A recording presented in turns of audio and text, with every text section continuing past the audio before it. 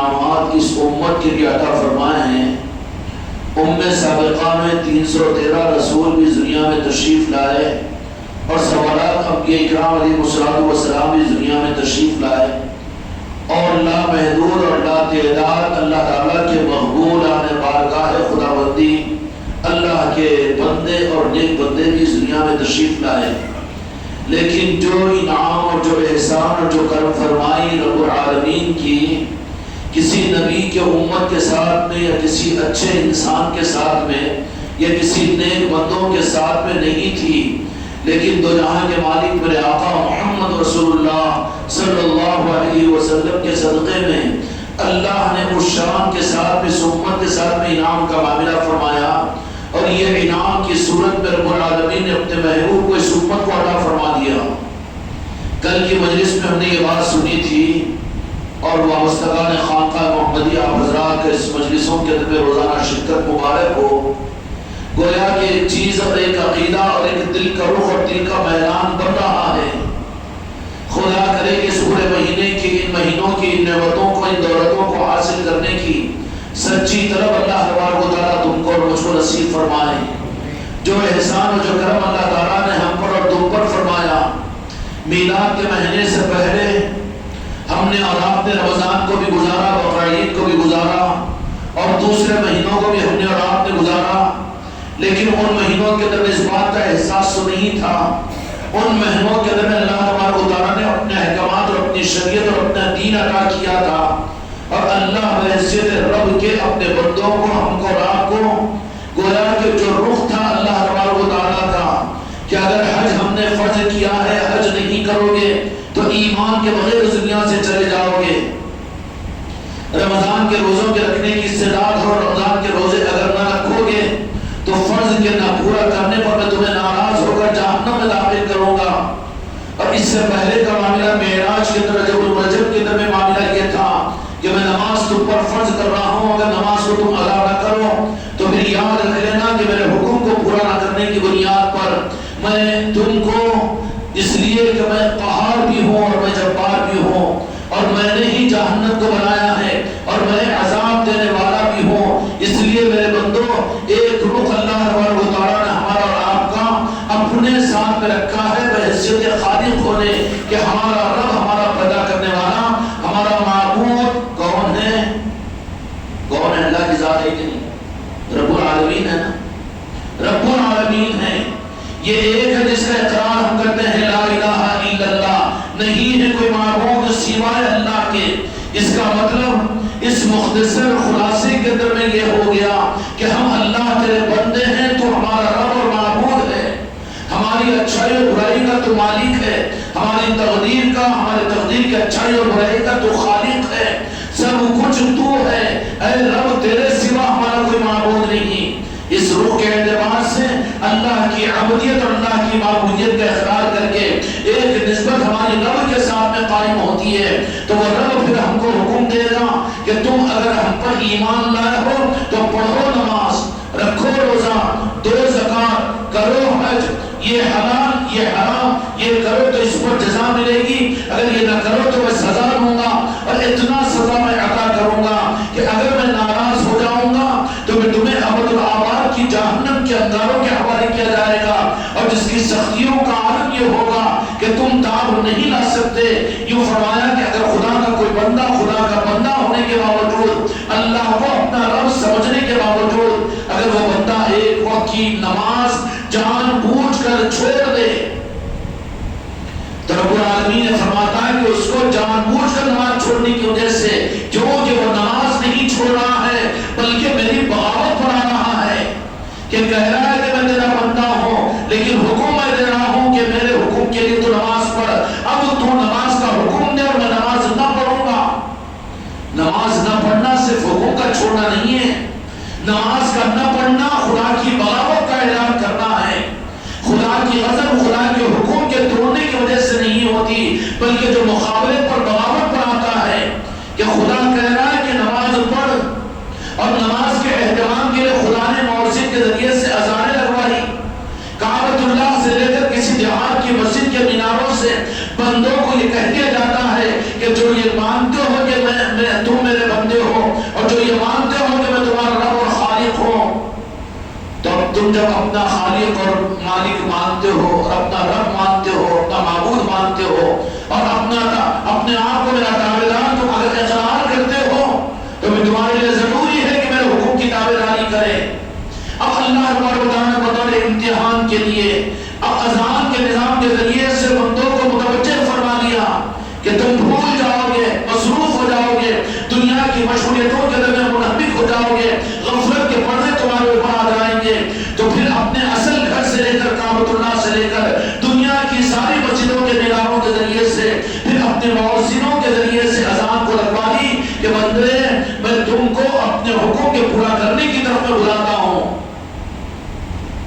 جب اتنا انتظام اللہ نے اپنے حکم نماز کے لیے کیا، اس کے باوجود اگر تم اور میں جان بوجھ کر خدا کے کہنے اور خدا کو ماننے کے باوجود اگر نماز کو نہیں پڑھتے تو یہ معمولی سا گناہ نہیں ہے کہ لائٹ لے لے کہ ہم نماز نہیں پڑھ رہے، کوئی بات نہیں، بلکہ وہ نماز کا ایک وقت کا جان بوجھ کر نہ پڑھنا، کعبۃ اللہ سے ہونے والی اذان سے لے کر تمہارے گھر کی مسجد کی اذان تک ان سارے انسٹرکشن اور اللہ کی طرف سے بلانے کے باوجود اللہ کی بغاوت پر تو بلائے اور تو حکم دے نماز کا کہ جس قرآن میں بھی تو نے نماز کا حکم دیا، لیکن اب تو اس کے باوجود بھی اگر کہہ رہا ہے لیکن ہم کہ تو خدا ہو کر حکم دیتا ہے نماز کا پڑھنے کا، لیکن ہم بندے ہو کر نہیں پڑھتے، جو کرنا ہے اللہ تجھے کر۔ اس بغاوت پر اللہ تبارک و تعالیٰ نے کیا فرمایا کہ اس بدعقیدگی اور بدعملی کے اوپر اللہ تبارک و تعالیٰ فرماتے ہیں کہ اگر کوئی جان بوجھ کر ایک وقت کی نماز کو چھوڑ دے تو اللہ اس کی وجہ سے اس کو 2,88,00,000 برس جہنم میں جلائے گا۔ کیوں؟ ایک نماز کے چھوڑنے پر، ایک عمل کے ٹوٹ جانے پر نہیں، بلکہ وہ بغاوت کا جو منصور ہے کہ تو حکم دے خدا، ہم تجھے خدا مان کر بھی ہم تیرے حکم کو پورا نہیں کرتے، تو کیا کرتا ہے کر لے۔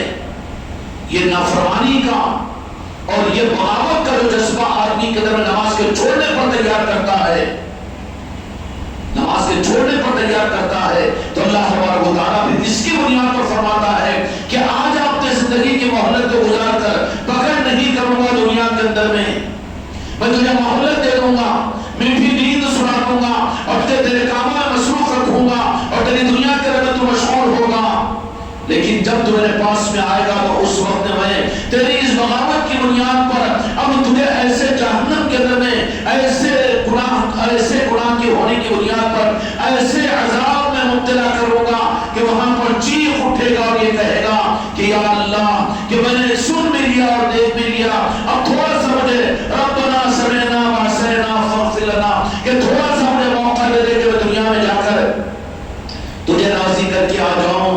رب العالمین کہیں گے کہ یہ بات نہیں ہو سکتی کہ جس وقت میں نے تمہیں موقع دیا تھا اس وقت میں تم نے میری بغاوت کا مقابلہ کیا اور میری بغاوت کا اعلان کیا، تو میں اتنا ناراض ہوں کہ اب تمہاری اس کی سزا یہ ہے کہ تم جہنم کے انگاروں میں چلو۔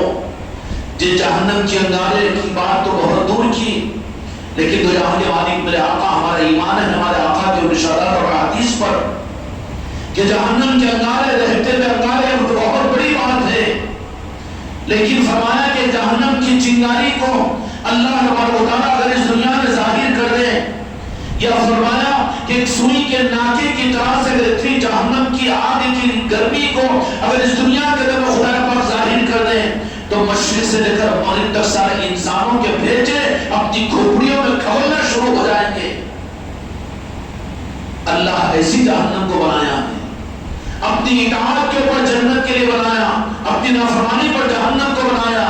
رب کی طرف سے تو تم کو اور مجھ کو اطاعت اور نافرمانی پر صلہ اور بدلے کا سارا آپشن ہے کہ اگر خدا کو راضی کرو گے تو مہمان خانے میں جنت میں داخل کیے جاؤ گے، خدا احکامات دیا تو پورا کرنے پر فضیلت سنائی اور نافرمانی کے کرنے کے اوپر خدا نے جہنم سے عذابوں سے ڈرایا، اطاعت کا حکم دیا شریعت کی صورت میں، لیکن قربان جان رب العالمین کے کہ اللہ تبارک و تعالیٰ کو حق تھا کہ وہ اپنے بندوں کو صرف احکامات دے دے اور اس کی وجہ سے صرف ان کی پکڑ کرے، جزا اور سزا دے، لیکن میں نے جو عرض کیا کہ رب العالمین اس امت پر بڑا مہربان ہے ہمارے آقا کے صدقے میں، اور یہ رب کی کرم فرمائی خدا کی قسم صرف نالے پاک مصطفیٰ کی ہے، کوئی اور وجہ نہیں، اس لیے کہ وہ رب ہے اس لیے نہیں، بلکہ وہ رب مصطفیٰ ہے اس کے لیے کہ اللہ اپنے محبوب کے صدقے میں اپنے محبوب کی امت پر اتنا مہربان ہے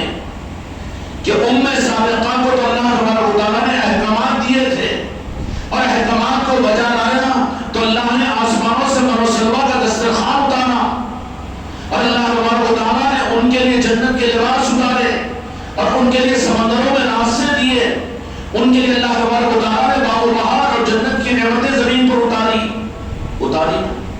اور جو قوم خدا کی نافرمانی کی تو ان کو اللہ تبارک و تعالیٰ نے آسمانوں سے پتھروں کی بارش کو برسایا، ان کے چہروں کو بس کر کے بندر اور سور بنا دیا، اور ان کو زمینوں کو پھاڑ کر زلزلوں میں دھسا دیا، اور پھر آسمان سے فرشتوں کی چیخ کے ذریعے سے ان کے ہلاک کر دیا۔ نقد عذاب احکامات تھے اللہ کی طرف سے، تو پورا کرنے پر انعامات کا معاملہ، اور تھے احکامات رب کی طرف سے نافرمانی کے اوپر عذاب کا معاملہ۔ لیکن اب جب میرے آقا دو جہاں کے مالک اللہ تبارک و تعالیٰ نے کائنات کی تخلیق کا مقصد بنا کر جس ذات مصطفیٰ کو اس دنیا کے اندر اللہ تبارک و تعالیٰ نے اس دنیا میں بھیج دیا، خدا نے اپنا قانون بدل دیا، صرف احکامات نہیں دیے، احکامات اللہ تبارک و تعالیٰ نے نہیں دیے، بلکہ اس کے ساتھ میں احکامات اور شریعت اور دین ہے، اس کے ساتھ میں رخ یہ دے دیا کہ یہ سب کچھ ہے، یہ سب کچھ ہو، لیکن اس کے ساتھ میں نے اپنے محبوب کے صدقے میں اپنے محبوب کی امت کو میرے محبوب کی محبت کا روح بھی عطا کیا ہوں، میرے محبوب کی محبت کا روح بھی عطا کیا ہوں۔ اگر محبت کے ساتھ میں احکامات پورے ہیں تو میں راضی ہوں اور ان کے لیے سب کچھ میں ادا کروں گا، لیکن احکامات کو جو پورا ادا کرے لیکن محبت کے روح سے اگر وہ دور رہے تو یہ احکامات کے پورا کرنے کے باوجود ان کو کافروں سے پہلے میں جہنم میں داخل کروں گا۔ سمجھ میں آئی بات؟ اللہ تبارک و تعالیٰ نے میرے آقا کی وجہ سے اب اپنا نظام بدل دیا کہ صرف احکامات اور دین اور شریعت نہیں، سابقہ کے نبیوں کے امتوں کے لیے احکامات تھے، نبیوں سے محبت ان کے پر فرض نہیں تھی، لیکن چونکہ اللہ تبارک و تعالیٰ خود ہمارے آقا سے محبت کرتا ہے تو خدا کے احکامات میں ایک حکم کو اللہ تعالیٰ نے امت محمدیہ کے لیے زیادہ کر دیا، وہ یہ ہے کہ تم جہاں پر میری نماز پڑھو، میرے لیے زکات دو، میرے لیے حج کرو، میرے لیے روزے رکھو، دین پر چلو، اپنی جہنم کے لیے اپنی جنتوں کے لیے سب کچھ کرو، لیکن ان سب کے ساتھ میں اس کی قبولیت میرے پاس میں صرف اس وقت میں ہوگی اور میں اسی وقت میں ان کو قبول کروں گا جبکہ جو میں کرتا ہوں اپنے محبوب سے محبت، وہ محبت بھی تمہارے دین کے اندر میں ہونی چاہیے۔ محبت کے بغیر نماز بیکار ہے، محبت رسول کے بغیر زکات بیکار ہے، محبت رسول کے بغیر تمہارے دین اور شریعت کے سارے نظاموں کے اوپر خدا کی طرف سے کوئی بدلہ نہیں ملے گا۔ اس لیے کہ اللہ تبارک و تعالیٰ نے اس امت کو صرف دین اور شریعت نہیں دیا بلکہ فرما دیا کہ اس دین اور شریعت کے لیے قبولیت کے لیے شرط ہے کہ تم چونکہ میں خود اپنے محبوب سے محبت کرتا ہوں، اے امتیوں تم ان کا کرنا پڑ کر ان کی محبت نہ کرو، ان سے محبت نہ کرو، تو پھر مجھ سے تمہیں کیا مرض ہے کہ میں تم کو جنت میں داخل کروں، میں تمہاری نمازوں کو قبول کروں، میں تمہارے اعمال کے اوپر تمہیں جزا دوں؟ بالکل نہیں، میں تو غضبناک ہو جاؤں گا اور میں تو تم کو عذاب نار کے حوالے کروں گا۔ اس لیے اس امت کو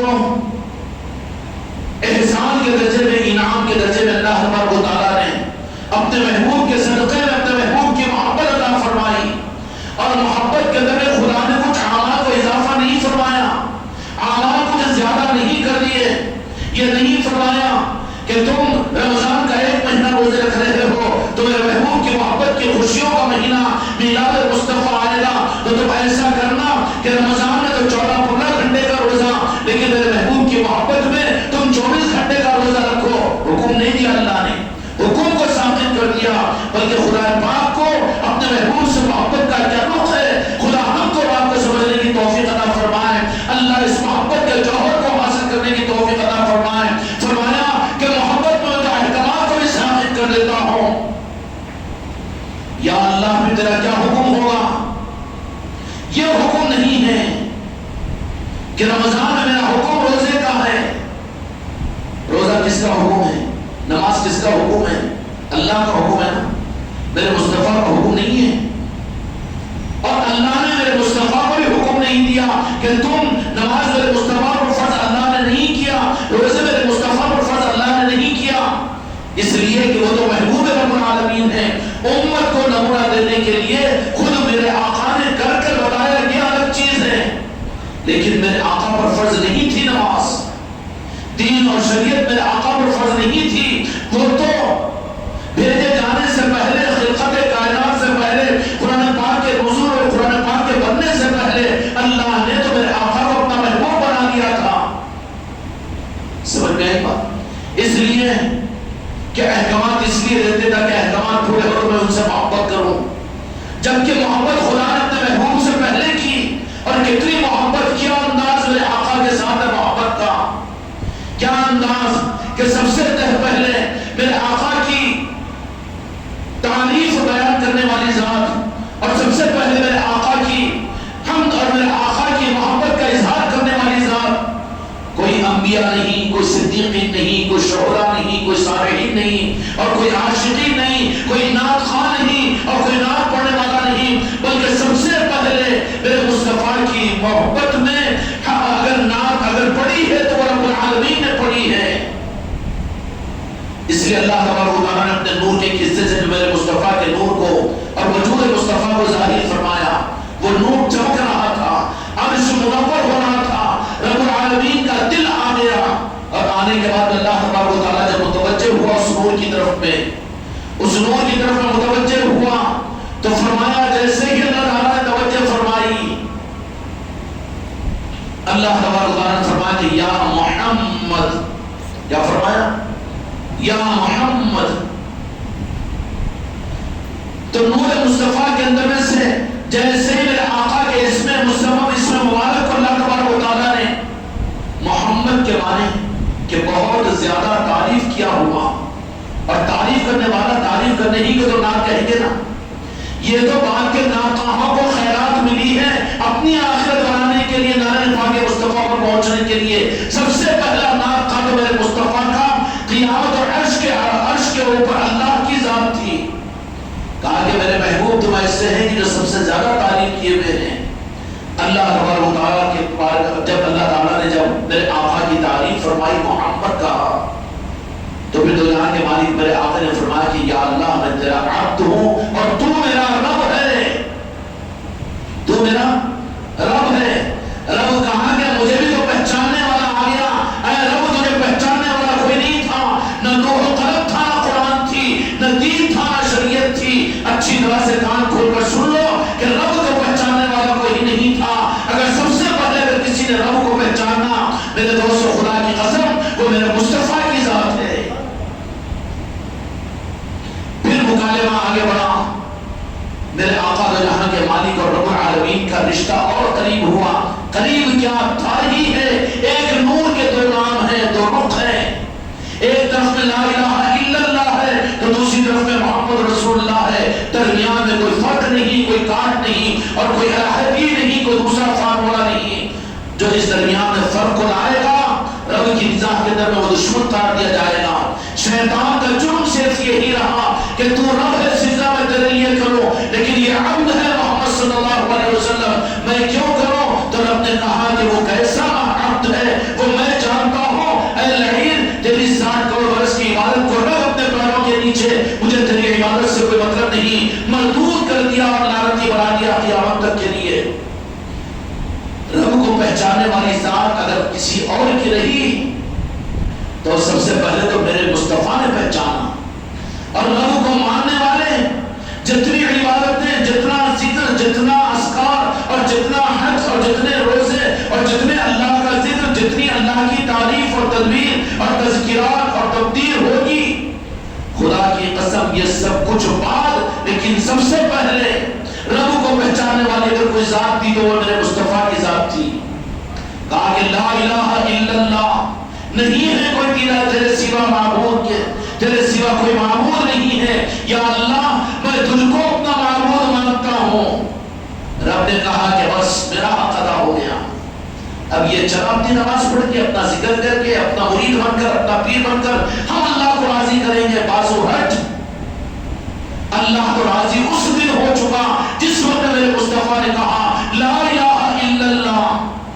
اللہ کو اتنا پسند آیا کہ ابھی دنیا میں نہیں بھیجوں گا، خلقت کی تخلیق نہیں کروں گا، عرش و کرسی کو نہیں بناؤں گا، قرآن کو نازل نہیں کروں گا، رسولوں اور نبیوں کو دنیا میں نہیں بھیجوں گا، جنات اور انسانوں کو دنیا میں بھی پیدا نہیں کروں گا، بلکہ میرے محبوب نے مجھے اپنا رب مانا ہے، مجھے اتنا پسند ہے کہ اے میرے محبوب اب تم کو جب کہ تم نے مجھے اپنا رب کہہ دیا، یہ کون سا عشق ہے؟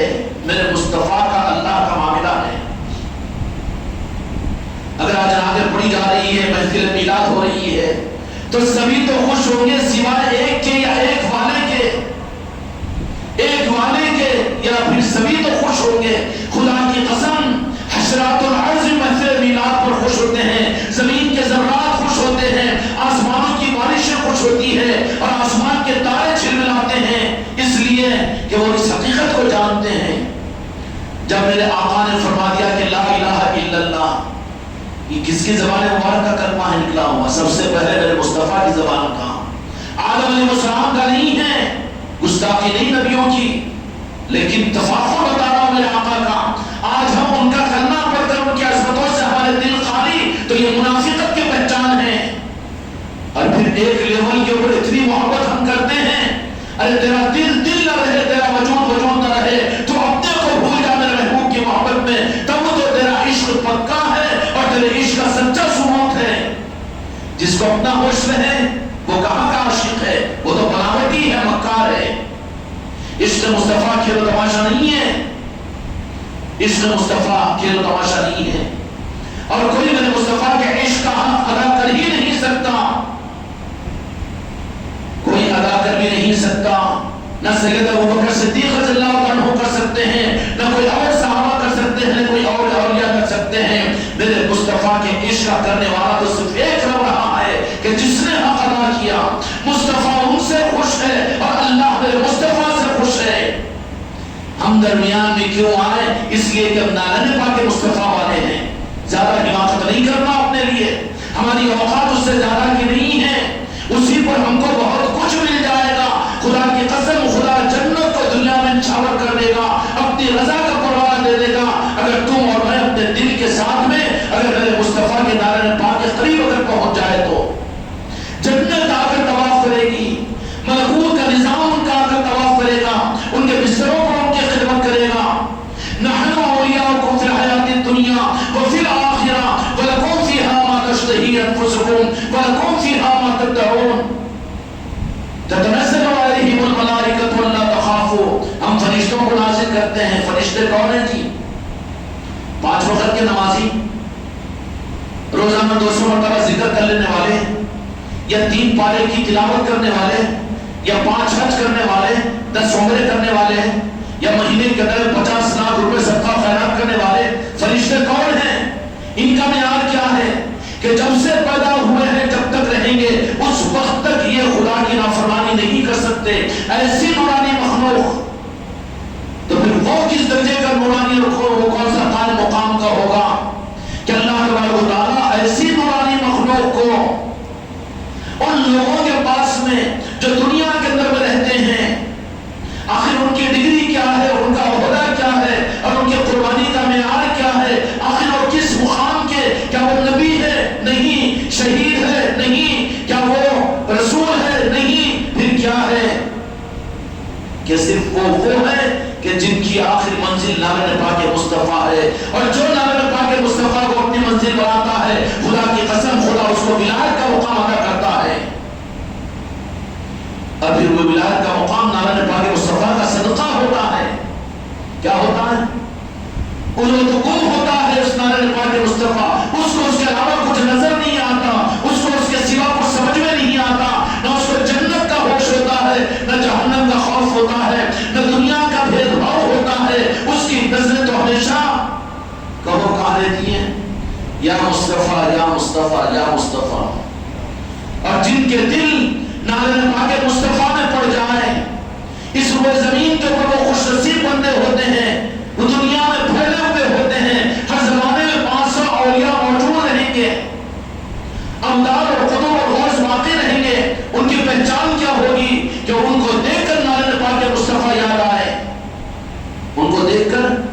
نعرہ پاک مصطفیٰ یاد آئے ہیں. سمجھ میں آ رہی بات؟ حدیث پاک میں بھی ایک بات کہ اللہ نے یوں فرمایا کہ جس کو دیکھ کر میں یاد آ جاؤں وہ میرا ولی ہے. یہ تو عام انسانوں کے لیے ایک فارمولا دیا کہ جس کو دیکھ کر میں یاد آؤں. تو پھر اس کا جواب ذرا قانونی طور پر دو مجھے کہ اللہ کو دیکھا کیسے پھر اس کو دیکھ کر اللہ کو یاد کرے؟ وہ تو دکھا نہیں. تو اس کو دیکھ کر وہ یاد آنا تو وہ یاد کیسے آ جائے اس کو دیکھ کر؟ کیا یہ شرک نہیں ہوگا کہ اللہ کو بھی کان اور ناک والا مانے، ہم ہاتھ اور پیر والا مانے، زبان بولنے والا سننے والا بھی مانے؟ یہ تو اللہ ان اعضاء سے عیوب سے پاک ہے کہ نہیں؟ تو پھر جس کو دیکھ کر اللہ یاد آئے تو وہ اس طرف پر رخ ہے کہ جس کو دیکھ کر میرے مصطفیٰ کا دیوانہ اتنا دیوانہ ہو جائے کہ میرا مصطفیٰ یاد آ جائے. خدا کی قسم وہی میرا دوست اور میرا ولی ہے. ولی کی پہچان عام انسانوں کو تو کہاں، اس لیے کہ مصطفیٰ کی میرے آقا کی ناقدری نہ ہو جائے ان سے، اور کہیں ان کو عناد اور حسد کی وجہ سے یہود و نصارہ اللہ سے دور نہ ہو جائے. ان یہود و نصارہ کو قریب لانے کے لیے یہ روح دیا کہ جس کو دیکھ کر میں یاد آ جاؤں. پھر کیا یہودی اللہ کو دیکھے تھے؟ نصرانی اللہ کو دیکھے تھے؟ اچھا دکھنے والی ذات ہے کہ اللہ کی؟ جب دکھنے والی ذات نہیں تو پھر یہ فارمولا کیسے کہ جس کو دیکھ کر میں یاد آ جاؤں؟ تو جب میں دیکھا نہیں تو تم کو یاد کیسے کروں گا؟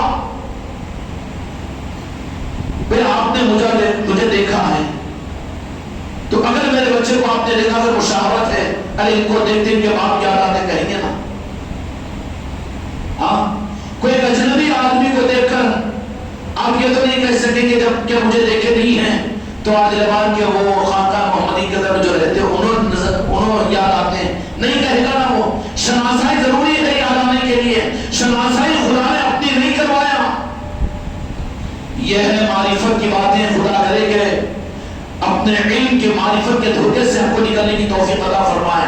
خدا نے اپنی پہچان نہیں کروایا، اپنا دیدار نہیں کروایا، نبیوں کو نہیں کروایا تو اس زمانے کے بنیوں کو کیا کروائے گا؟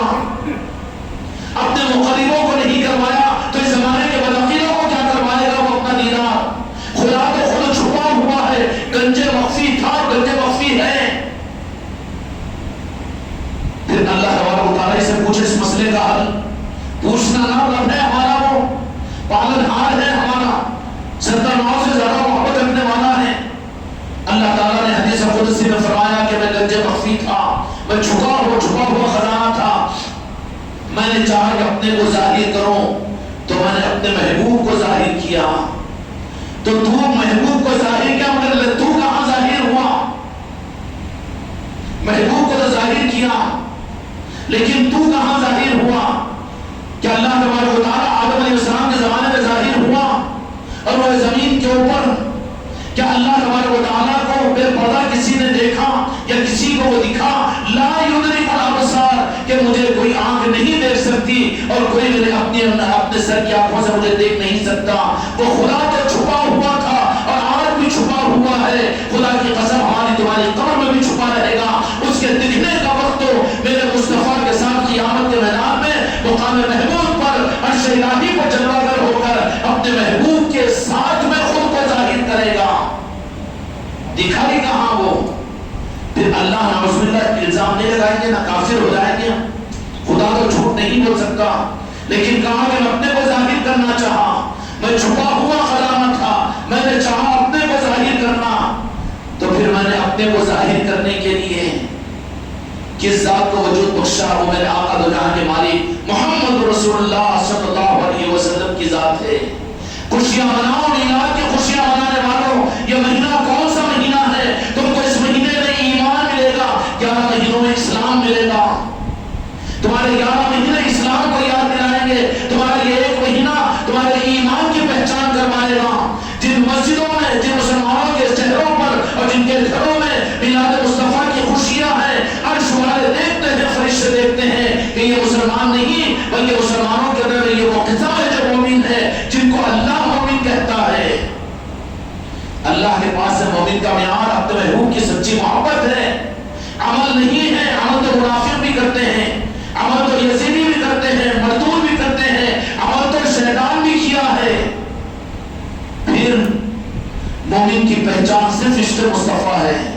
عشق مصطفیٰ میں مچلنا، عشق مصطفیٰ کو قلب کے اندر پیدا کرنا، اپنی جان، اپنے مال سے، اپنے آل اولاد سے، اپنے زندگی سے، اپنی تمنا، اپنی آرزوؤں سے، اپنے امیدوں سے، اپنی خواہشوں سے، اپنی جنت سے، اپنی جنت سے زیادہ محبت میرے مصطفیٰ کے ساتھ میں جو کرے گا وہ مومن ہے، وہ مومن ہے. خدا نے فرمایا کہ میں تو چھپا ہوا تھا، لیکن بات ان لوگوں کی ہے، نقل کر دیا میں تمہارے درمیان میں عارفین کی ہے کہ عارفین اور اولیاء پوچھتے ہیں کہ یا اللہ تو نے تو کہا کہ اپنے کو ظاہر کیا، لیکن تو اپنی ذات سے تو خود کو ظاہر نہیں کیا کہ تو کیسا ہے.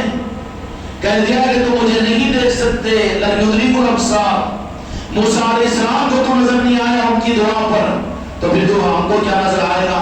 پھر یہ کیوں کہا کہ میں نے ظاہر کر دیا اپنے کو؟ ظاہر کرنا اللہ تبارک و تعالیٰ کا یہ تھا کہ میں نور ہوں اور مجھے تم دیکھ نہیں سکتے، دیکھنے کی سکت تمہارے اندر میں نہیں ہے، لیکن میں نے اپنے محبوب کو تمہارے درمیان میں، جو انہوں نے، تم نے اپنے میرے محبوب کو دیکھا، جنہوں نے سر کے آنکھوں سے میرے محبوب کو دیکھا، وہ تو بنے صحابہ کرام رضوان اللہ تعالی علیہم اجمعین. کون بنے؟ کون بنے؟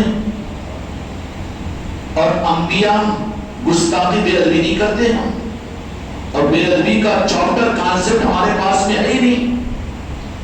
انبیاء، صحابہ، صدیقین، صالحین، اولیاء، ان کے معاملات میں تو ہمارا عقیدہ اتنا پاک ہے کہ ہم تو یہ سمجھتے ہیں کہ یہ عرش والے کے خاص لوگ ہیں. ہمارے عقیدے برابر کے بھائی کے جیسے، بڑے بھائی، یہ چھوٹے بھائی، یہ کمینہ پن ہم نہیں کرتے دین کے معاملات میں کہ وہ برابر، یہ نبی برابر، وہ رسول برابر، وہ بھی کھاتے، یہ بھی بشر، وہ بھی. یہ تو شر والے لوگوں کا عقیدہ ہوتا ہے، گندا عقیدہ، اس سے ہم کو کوئی تعلق نہیں. ہم تو اولیاء کو یہ سمجھتے ہیں کہ ان کو زمین پر اپنے جیسے مت سمجھو، بلکہ یہ تو عرش کے لوگ ہوتے ہیں، ان کو دیکھنا ہو ذرا اوپر دیکھو.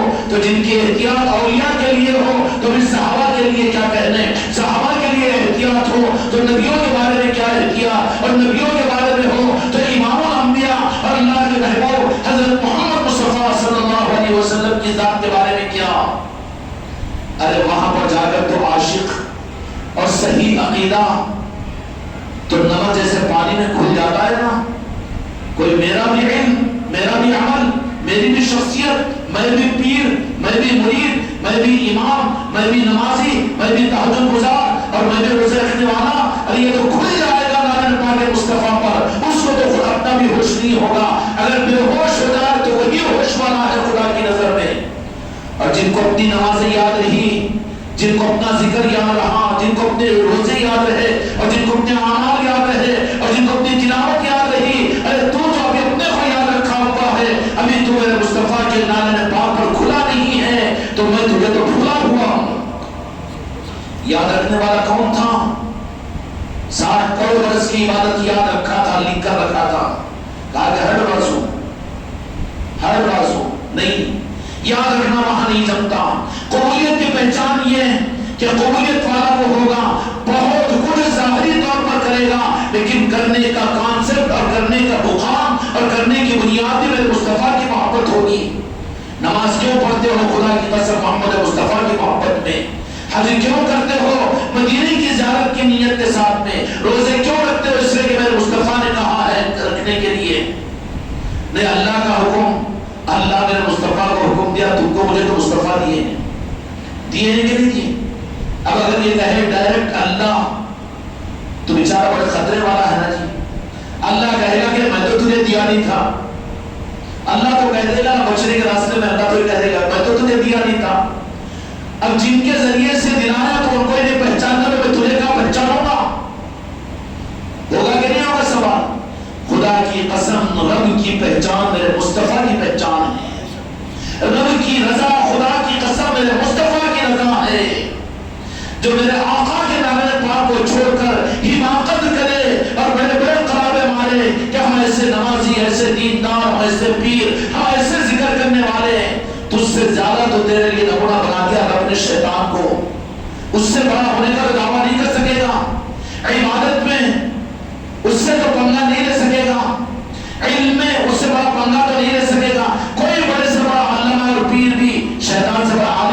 سکتا نا؟ جو رب کے نظام کو دیکھتا تھا، فرشتوں کی تربیت کرتا تھا، فرشتوں کو درس معرفت دیا کرتا تھا، ان سے بڑا علم کون کہ دو چار کتابیں پڑھ کر کہے کہ میں علم والا نہیں، نخوت والا ہے تو شیطان کو مقابلے پر لا دے تو وہاں پر اپنی نخوت ختم ہو جائے گی۔ رونے والا شیطان سے بڑھ کر نہیں، عمل کرنے والا شیطان سے بڑھ کر نہیں، علم والا بھی شیطان سے بڑھ کر نہیں، نافرمان بھی نہیں، بڑا پاک باز، وہ شرابی نہیں، وہ گناہگار نہیں، وہ زانی نہیں، وہ قاتل نہیں، شیطان میں کوئی گناہ نہیں تھا۔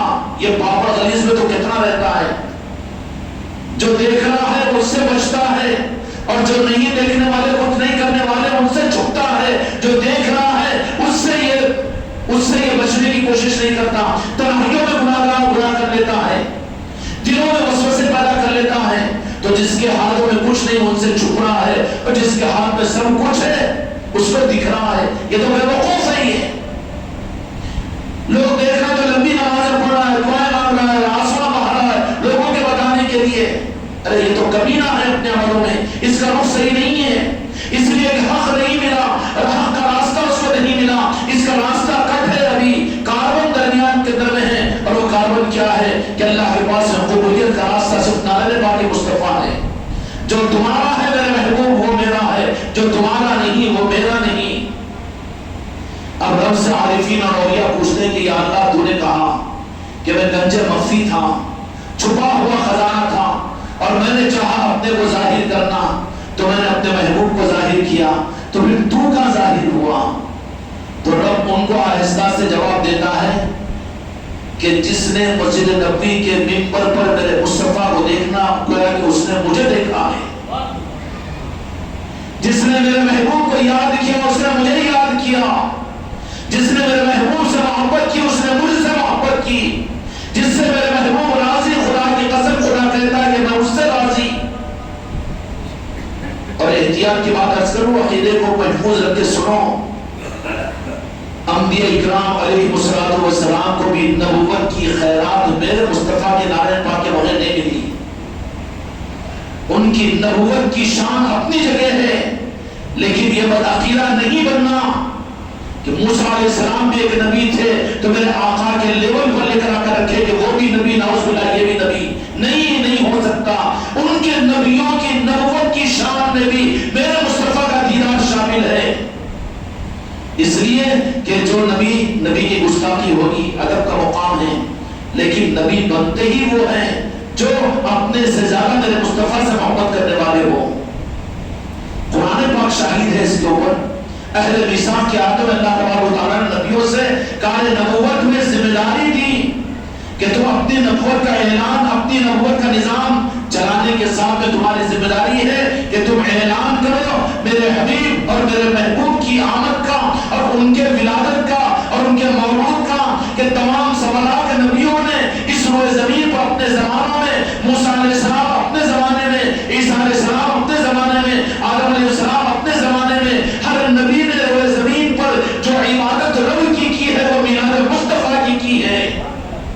اور آج یہ مسلمان میرے آقا کا امتی ہو کر میلاد مصطفیٰ سے غافل ہو، اس کے گھروں میں میلاد کی خوشیاں نہ ہو، اس کے چہروں پر میلاد کی خوشیاں نہ ہو، ان کی مسجدوں میں میلاد کا احترام نہ ہو، ان کی خانقاہیں اس سے سونی ہو، ان کے گھروں کے نظام میلاد کی خوشیوں سے محروم ہو۔ میرے بھائی، ہم کافر تو نہیں کہتے، لیکن بڑے محروم ہیں، خطرہ ہے کہ کہیں منافق نہ بن جائے، خدا کہیں کان پکڑ کر نکال نہ دے۔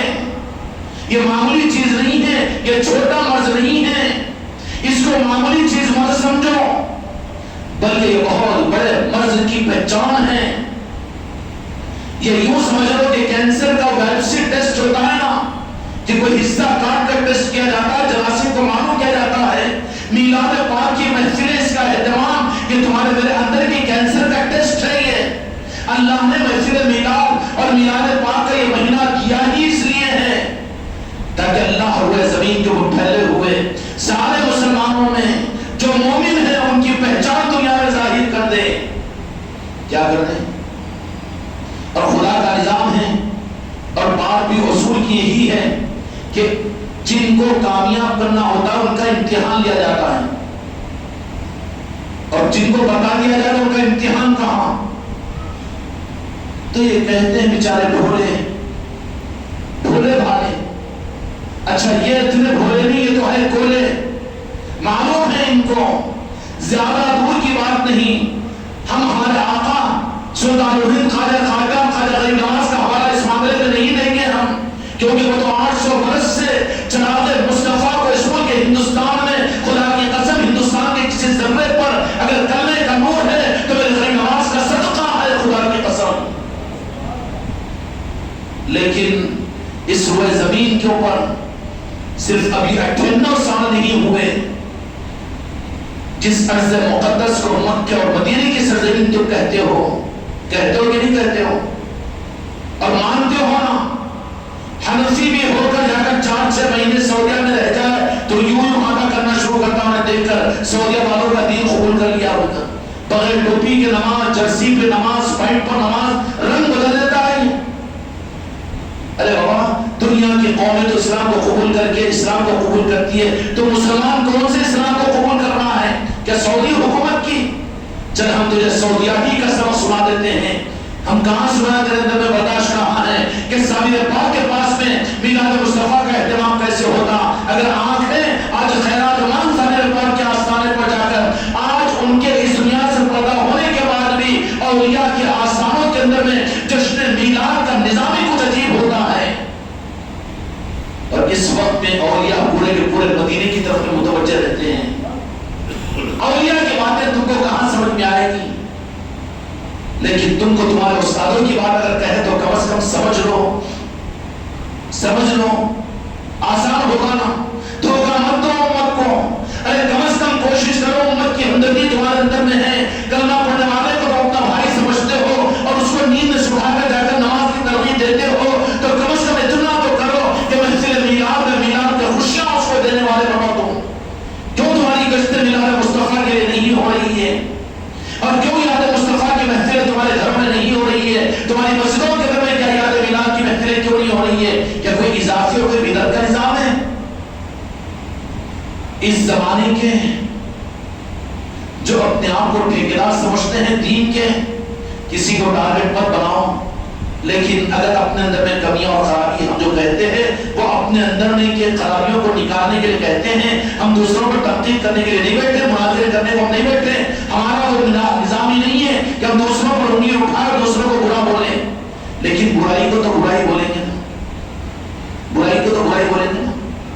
بابا کسی کو ٹی وی ہو گئی اور ٹی وی والے بچے کے ساتھ اگر آپ کا پیر بیٹھ کر کھا رہا ہے، اس کو کھلا رہا، آدھا نوالا خود کھا رہا ہے، تو مرید بھی ادب کو معذور کر بولے گا حضرت تھوڑا احترام کرو، ذرا تھوڑا احتیاط کرو. اب حضرت کچھ حکم دے رہا ہے، کیوں کہ حضرت کو نہیں معلوم ہے لیکن اس کو معلوم ہے کہ اس کو ٹی وی ہے. اور ٹی وی یہ وہ موسی مرض ہے جو متعدی ہے، جو منتقل ہوتا ہے، تو بچانا ہمدردی ہوگی کہ نہیں ہوگی؟ اگر وہ مرید بھی اگر کہہ دے پیر کو کہ حضرت آدھا نوالا اس کو کھلا رہے، آپ کو نہیں معلوم کہ اس کو ٹی وی ہے، اور وہی آدھا نوالا تم کھا رہے تو جراثیم جائیں گے، تم کو بھی ٹی وی ہوگی، عین ہمدردی ہوگی کہ نہیں ہوگی؟ نہیں بولنا نا، بے ادبی ہوگی نا، دوسروں کو برا نہیں بولنا نا، مرض کے بارے میں نہیں بولنا نا. بابا جب کہ مرض اس درجے پر پہنچ چکا ہے کہ مرض میں پارٹنرشپ چل رہی ہے اور سجاعت چل رہی ہے، آپس میں تم دو اور ہم دو، اور ایک دوسروں کے گلے مل کر ایک دوسروں کی خوشیوں میں ساتھ اور ایک دوسروں کے ساتھ میں سب کچھ بھی ساتھ. لیکن خطرناک مرض اگر میرے مصطفیٰ کی عظمت اور تقدس اور تعظیم اور محبت اس کے برخلاف اگر منافقت ہے تو پھر ایسے چیزوں کا اعلان کہنا پڑے گا کہ نہیں پڑے گا کہ ٹی وی بہت برا مرض ہے، یہ متعدی مرض ہے، لگنے والا مرض ہے، ذرا اس سے احتیاط کرو. تو یہ ہمدردی کا تقاضا ہے کہ پھر وہ ٹی وی والے کی برائی بیان کرنا ہے. اور جی برائی بیان کرنا تو نہیں ہے نا، برائی بیان کرنا عداوت کے لیے نہیں بلکہ اگلے کو اس مرض سے بچانے کے لیے ہے. تو وہ تو عین ہمدردی ہے اور بہت زیادہ تعلق کی بات ہوگی. جو بھی بات سمجھ میں آ رہی نا، اس لیے تم یہ کہتے ہو کہ اس وقت میں امت کو بہت آسانی کے ساتھ میں اس زمانے کا کیا کہنا چاہیے، جدید مجدد بن کر دین کے یہ سبب دے رہے ہیں کہ یہ محفل میلاد جو خانقاہ محمدی میں یہ خمخمے، یہ لائٹیں، روزانہ کی محفلیں اور روزانہ کے لنگر اور پھر پورا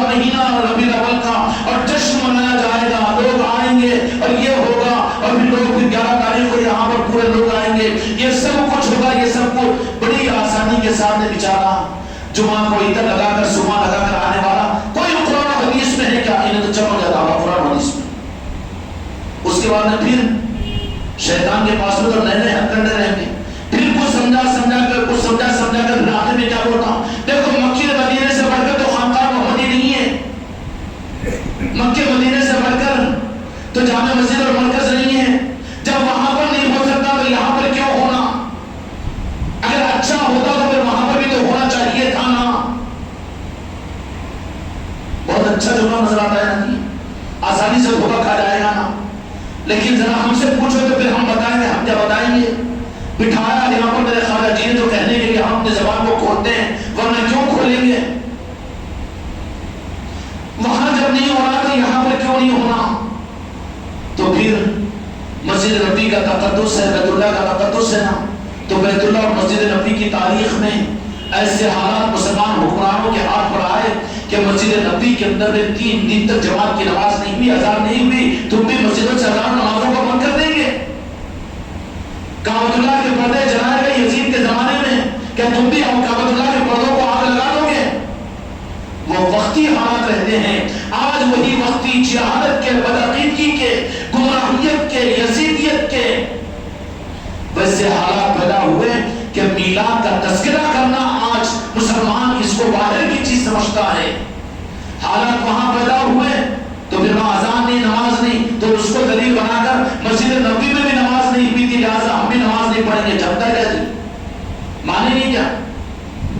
جیسے وہ نہیں مانا جا سکتا ایسے ہی یہ بھی نہیں مانا جائے گا، کیوں کہ تاریخ اب جو ہے صرف 97-98 سال ہوئے، نجد کے ان وہابیوں نے، وہابی نجدیوں نے ان عرب کے ان شیوعیوں اور بنی ہاشم اور بنی عبد المناف کے ان شہزادوں سے ان کی غربت کا فائدہ اٹھا کر بڑی مکاری کے ساتھ میں یہودیوں نے دیکھا کہ کوئی چال چل نہیں رہی ہے ہماری، یہودی سامنے آ نہیں سک رہے، تو یہودیوں کا اصول ہمیشہ کیا رہا معلوم ہے کہ وہ ہمیشہ خود مقابلے پر نہیں آتے، بلکہ قرآن مجید میں اللہ نے یہودیوں کی صفت بیان فرمائی کہ وہ کاندھا استعمال کرتے ہیں۔ وہ کوشش کر کے دیکھا انہوں نے 1922 اور 1921 کے اندر میں یا 1918 کے اندر میں کیا حال ہے،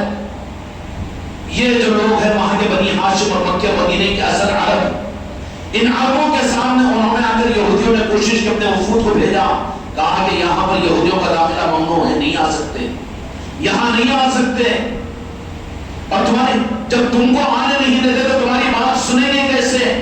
ارے بولے کہ پھر ہماری پالیسی کیسا؟ اب پورے اسلامی مملکتوں کے اوپر نظر ڈالی کہ ان کی چابی گھمانے والی کون سی قوم ہے، تو چونکہ بہت دور رس ہوتے ہیں، اہل علم حضرات بیٹھے ہوئے میرے اشارے کو سمجھیں گے، یہودی چابی اپنے پاس میں رہتے ہیں، تالے پوری دنیا میں ڈالتے ہیں، آزادی کا جشن ہندوستان والے تو مناتے ہیں، لیکن وہ انگریزوں کی آزادی سے زیادہ آج یہ اسرائیل کے اور امریکہ کے دشمن بنے ہوئے ہیں، چابیاں ان کے پاس میں ہیں، تالے ہندوستان کی حکومت پر ہے، ان کے منہ اور مسور ڈال کر آپ بھاؤ، اور ان کی شکل جو انہوں خود پیدا کرتے ہیں ہندوستان والے، بغیر ان کے اشارے پر یہ اپنی چیزوں کو بیچ نہیں سکتے، غلام نہیں ہے یہ ہندوستان والے بھی۔ یہ امریکہ کی اور یہ یہودیوں کی پالیسی رہی ہے کہ تالے سب پر ڈال دیتے ہیں ساری منڈیوں پر، اور چابی اپنے پاس رکھتے ہیں، اور چابی کو کہتے ہیں کہ چابی ہمارے پاس میں ہے، ہونا ہے اور تم کو جینا ہے تو چابی کے پاس میں آ کر چابیوں کو لو، اس کے عوض میں ہم تم کو خریدیں گے، تم کو غلام بنائیں گے اور کچھ تم کو بھیک ڈال دیں گے۔ یہ پالیسی یہودیوں کی رہی ہے، قرآن پاک کے مطابق بھی کہ یہ قوم مکار قوم ہے، یہودی کھل کر سامنے نہیں آتے۔ تو 1918 کی بات ہے، 1919 کی بات ہے، انہوں نے اسلامی مملکتوں کے اوپر نظر ڈالی کہ کوئی ایک علاقے کی مسلم حکومت کو منتخب کرنا چاہیے کہ ان کے ذریعے سے ہم اس مکہ اور مدینہ جو اسلام کا مرکز ہے، اس مرکز کے اندر میں اپنی یہودیت اور نصرانیت کی جڑوں کو ہم پھیلائیں۔ بڑی میٹنگیں ہوئی ہے شرم کے اندر میں، یہودیوں کے اندر میں۔ تاریخ کی بات کہتا ہوں، بیچارے جنگ آزادی کے بیانات تو کرتے ہیں لیکن یہ امت کو سناتے نہیں اپنی تاریخ۔ اب اپنی اسلام کی حقیقت نہیں بتاتے. یہ بیوہ کا رونا جنگ آزادی کا چل رہا ہے، لیکن اس سے بڑی شہادتیں تو مولا حسین اور کربلا والوں کی ہے. ان بیچارے وہابیوں کو کربلا والوں کی شہادتوں کے تذکرے کی زبان پر کاٹ کر نہیں آتے. ان کے زبانوں پر تو جنگ آزادی، ملک آزاد کرنے والے علماء کی قربانیاں آتی ہے. سمجھ لینا کہ پھر کس گریڈ کے لوگ ہیں یہ. ہم نہ قدرے نہیں ہیں، نہ شکرے نہیں ہیں، لیکن جو حق ہوتا ہے تھوڑا تلخ ہوتا ہے، تھوڑا تلخ ہوتا ہے، اس کو برداشت کرنا پڑتا ہے. برداشت کرو تو صحت ہے، ورنہ مرو اپنے مرض کے اندر میں ہم کو کیا کرنا ہے. انہوں نے دیکھا کہ ان یہودیوں نے، اب آپ بولیں گے کہ میلاد کے مجلس کے اندر میں یہودیوں کے تذکرے گئے ہو.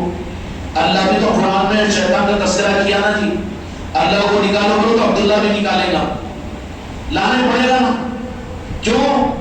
حق باطل کے تذکرے بغیر سمجھ میں نہیں آئے گا. ایمان کفر کے مقابلے پر ہی سمجھ میں آئے گا. کیا ہوگا؟ اس کے بغیر سمجھ میں نہیں آئے گا. اور زیادہ سمجھنا ہے تو اجالے کی صحیح قدر تو اندھیرے سے ہوگی. اگر اجالا ہی اجالا تو پھر اندھیرا نہ ہو تو اجالے کی قدر نہیں ہوگی. اس لیے یہودیوں نے دیکھا کہ کوئی ایک ایسے علاقے کو منتخب کرے کہ جہاں سے ہم اپنا مقصد پورا کر سکتے ہیں. یروشلم کے اندر یہودی بیٹھے، پورے دماغ کے لوگ جمع ہوئے. نہیں بابا، یروشلم کے اندر نہیں، اس پہ انگلینڈ کے اندر نہیں. کہاں پر؟ انگلینڈ کے اندر میں، برطانیہ بولتے ہیں اس کو. وہاں جمع ہوئے پورے یہودی، ایک دوسروں کو، پوری دنیا سے یہودیوں کو، بڑے دماغ والوں کو، چھوٹی آنکھیں بڑے کان، بندر کی صورت، یہ یہودیوں کی پہچان ہوتی ہے، گھوڑے چٹے، سارے جمع ہو گئے. دشمنی نہیں ہے مجھے کچھ، لیکن کیونکہ تاکہ سمجھ میں آ جائے اس کے لیے عرض کر رہا ہوں. جمع ہوئے انگلینڈ کے اندر، برطانیہ کے اندر میں، اور کیا کرنا چاہیے، کیا کرنا چاہیے.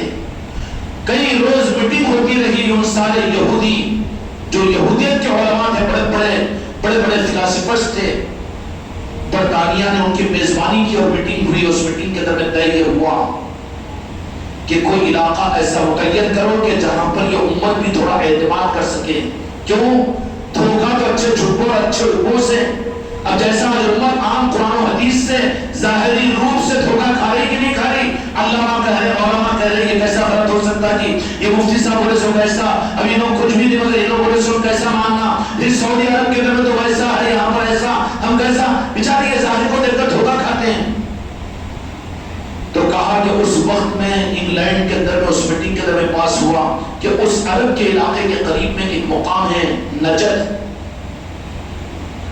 کون سا مقام؟ نجد. اور وہ کس ملک کا علاقہ ہے؟ ایمن کا ایک علاقہ ہے. وہ نجدی قوم وہاں پر، عبد الوہاب نجدی بڑا عالم تھا. وہابی جو بولتے ہیں اس کی وجہ یہ ہے، باپ کو اولاد کو بولتے تھے نا فلاں کا بیٹا ہے تو سمجھنا آسان ہو جاتا ہے. عبد الوہاب نجدی علم کو بھی حاصل کیا ہوا تھا وہ، لیکن اس کا بھی شجرہ اگر بولو تو بہت دیر ہو جائے گی، 8:45 تو ہو ہی گئے. اس کا شجرہ یہ تھا کہ مدینہ منورہ کے قریب میں حضرت عمر فاروق رضی اللہ عنہ کے زمانے میں مدینے میں جو کسی کا داخلہ کسی یہودی کا بنا تھا تو اس نے یہ کہا تھا کہ ہم بہت زیادہ مدینے والوں کے اور اسلام کی بڑی خدمت کا ہم کو موقع، اس لیے کہ ہمارے پاس فن ہے، لیکن آپ لوگ کو حدود مدینہ سے باہر ایک مقام کے اوپر ہم کو ایک جگہ دے دو. وہ بڑا رئیس تھا عبد الوہاب نجدی کا جو جد تھا، اس نے بہت زیادہ وہاں پر زمینوں کی قیمت ادا کر کے اس زمانے کے اندر وہ حدود کے باہر ایک دیہات کو خریدا اور وہاں پر ان یہودیوں کو وہاں پر آباد کیا. اور وہ یہودی خاندان، پھر وہ یہودی خاندان وہاں سے پورے عرب علاقے کے اندر اس نے پھیلایا. وہی عبد الوہاب نجدی ہے. دوسرے رکھے اپنے سراخوں پر، لیکن جو گستاخ مصطفیٰ ہے ہمارا اس سے کوئی تعلق نہیں ہے، ہماری کوئی رشتہ داری نہیں ہے.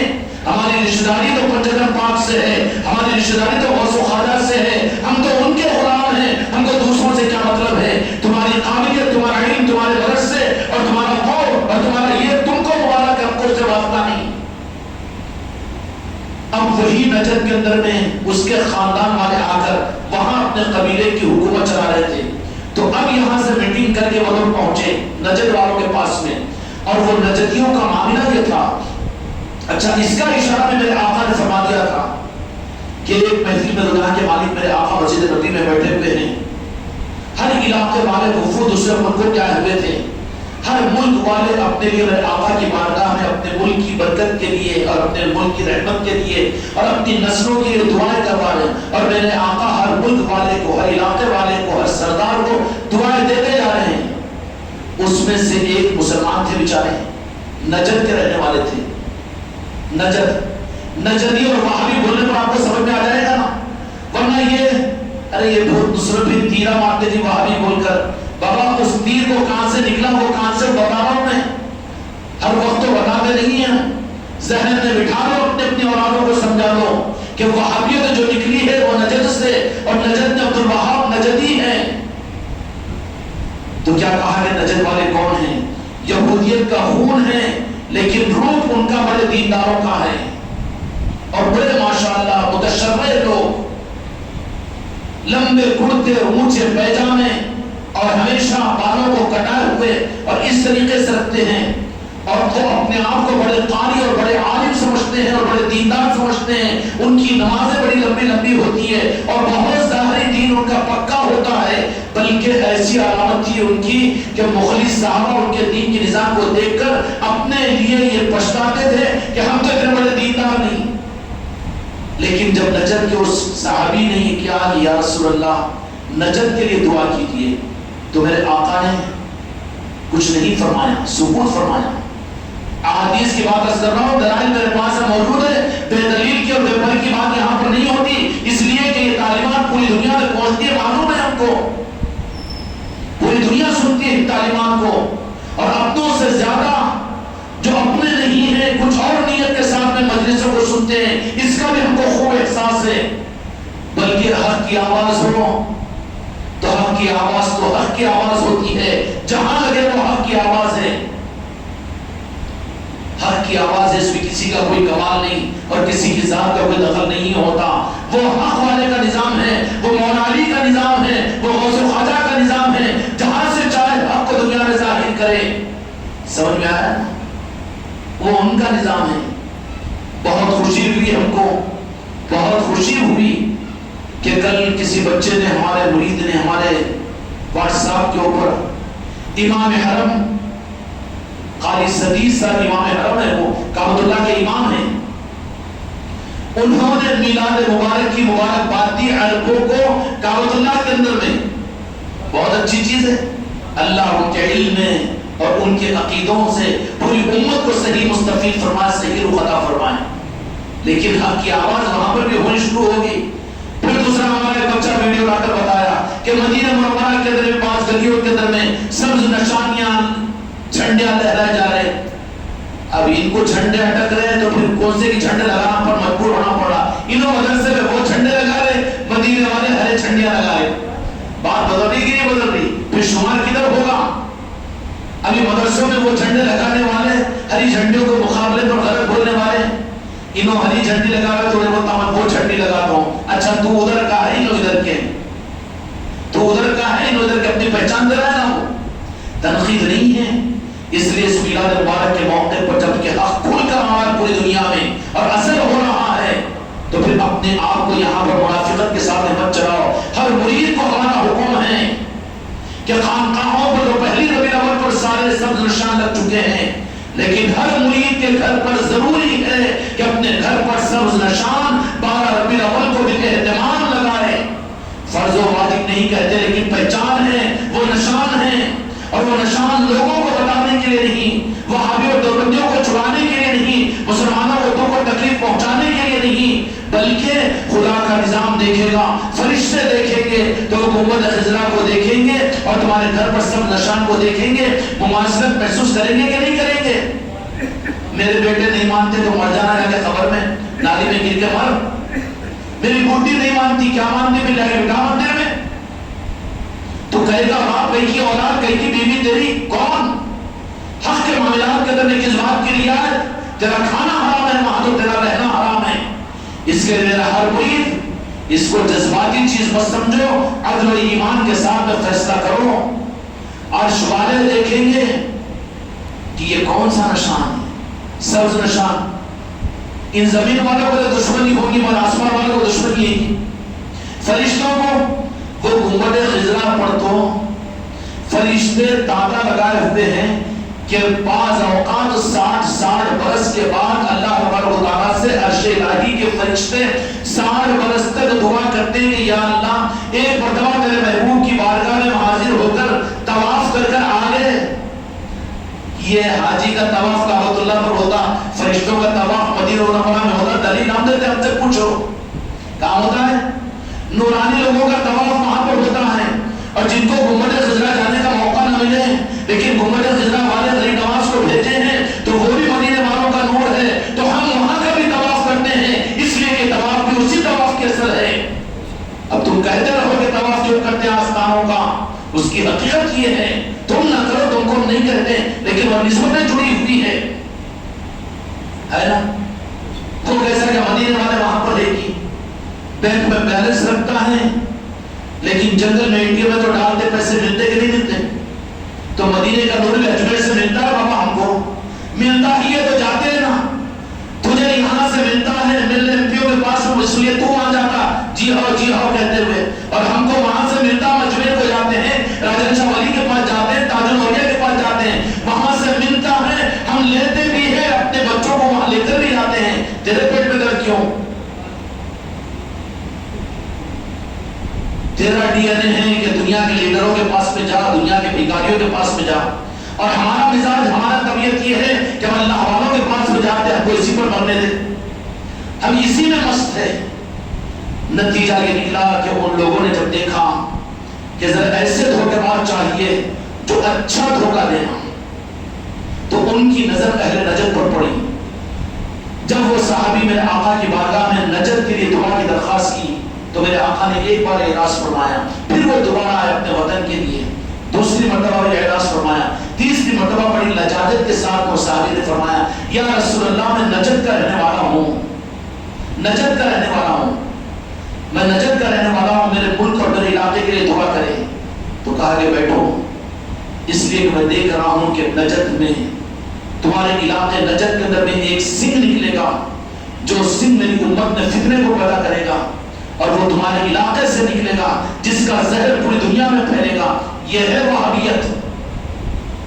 وہی سنگ کو تلاش کیا یہودیوں نے برطانیہ کے اندر میں، اور وہاں سے پہنچے نجد کو، کہا کہ بڑی لفاظی ہے، بڑا علم ہے، بڑی کتابیں جاننے والے، بڑے حوالے دینے والے، بڑے تفسیروں کے جاننے والے، سب کچھ بھی ہے لیکن عشق رسول نہیں، ان کو منافقت ہے، یزیدیت کا اثر ہے، تو چلو ہم تمہارے ساتھ میں ہیں، ہم باہر رہ کے تم کو ساری تدبیریں دیتے ہیں، اب تم جاؤ، تمہارے لباس سے وہ عرب کے لوگ تم کو اپنا سمجھ کر دھوکہ کھائیں گے، اپنا سمجھ کر دھوکہ کھائیں گے۔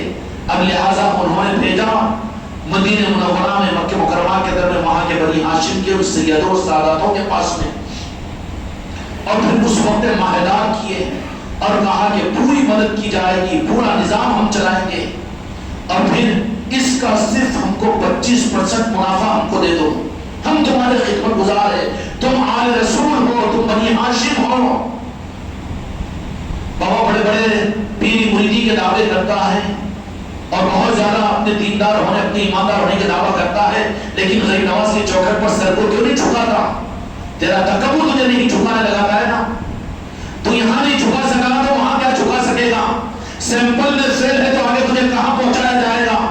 وہاں تو بچ کر نکل جائے گا گرگور کی طرح سے، اپنی گردن کو نکال لے گا وہاں پر، اور جو خواجہ جی کے پاس اپنی چوکھٹ کو جھکا دے، اور جو راجن شاہ ولی کے آستانے پر اپنے ماتھے کو ٹیکنے اپنی سعادت سمجھے، اس کو مدینے کی چوکھٹ پر مشکل ہوگا، بلکہ نام مصطفیٰ بھی آئے گا تو آنکھوں پر لگائے گا، یہ اس بات کی علامت، ورنہ آنکھ یوں فالش زدہ ہو جائیں گے، سب اٹھا کر یوں کریں گے اور انہیں یوں دیکھتا رہے گا، اور وہ تھوڑا سا کنکر آنکھوں میں گرنے دو تو آتا نہ کرتا، ارے اب کیوں لگا سنت ہے کہ فرض ہے؟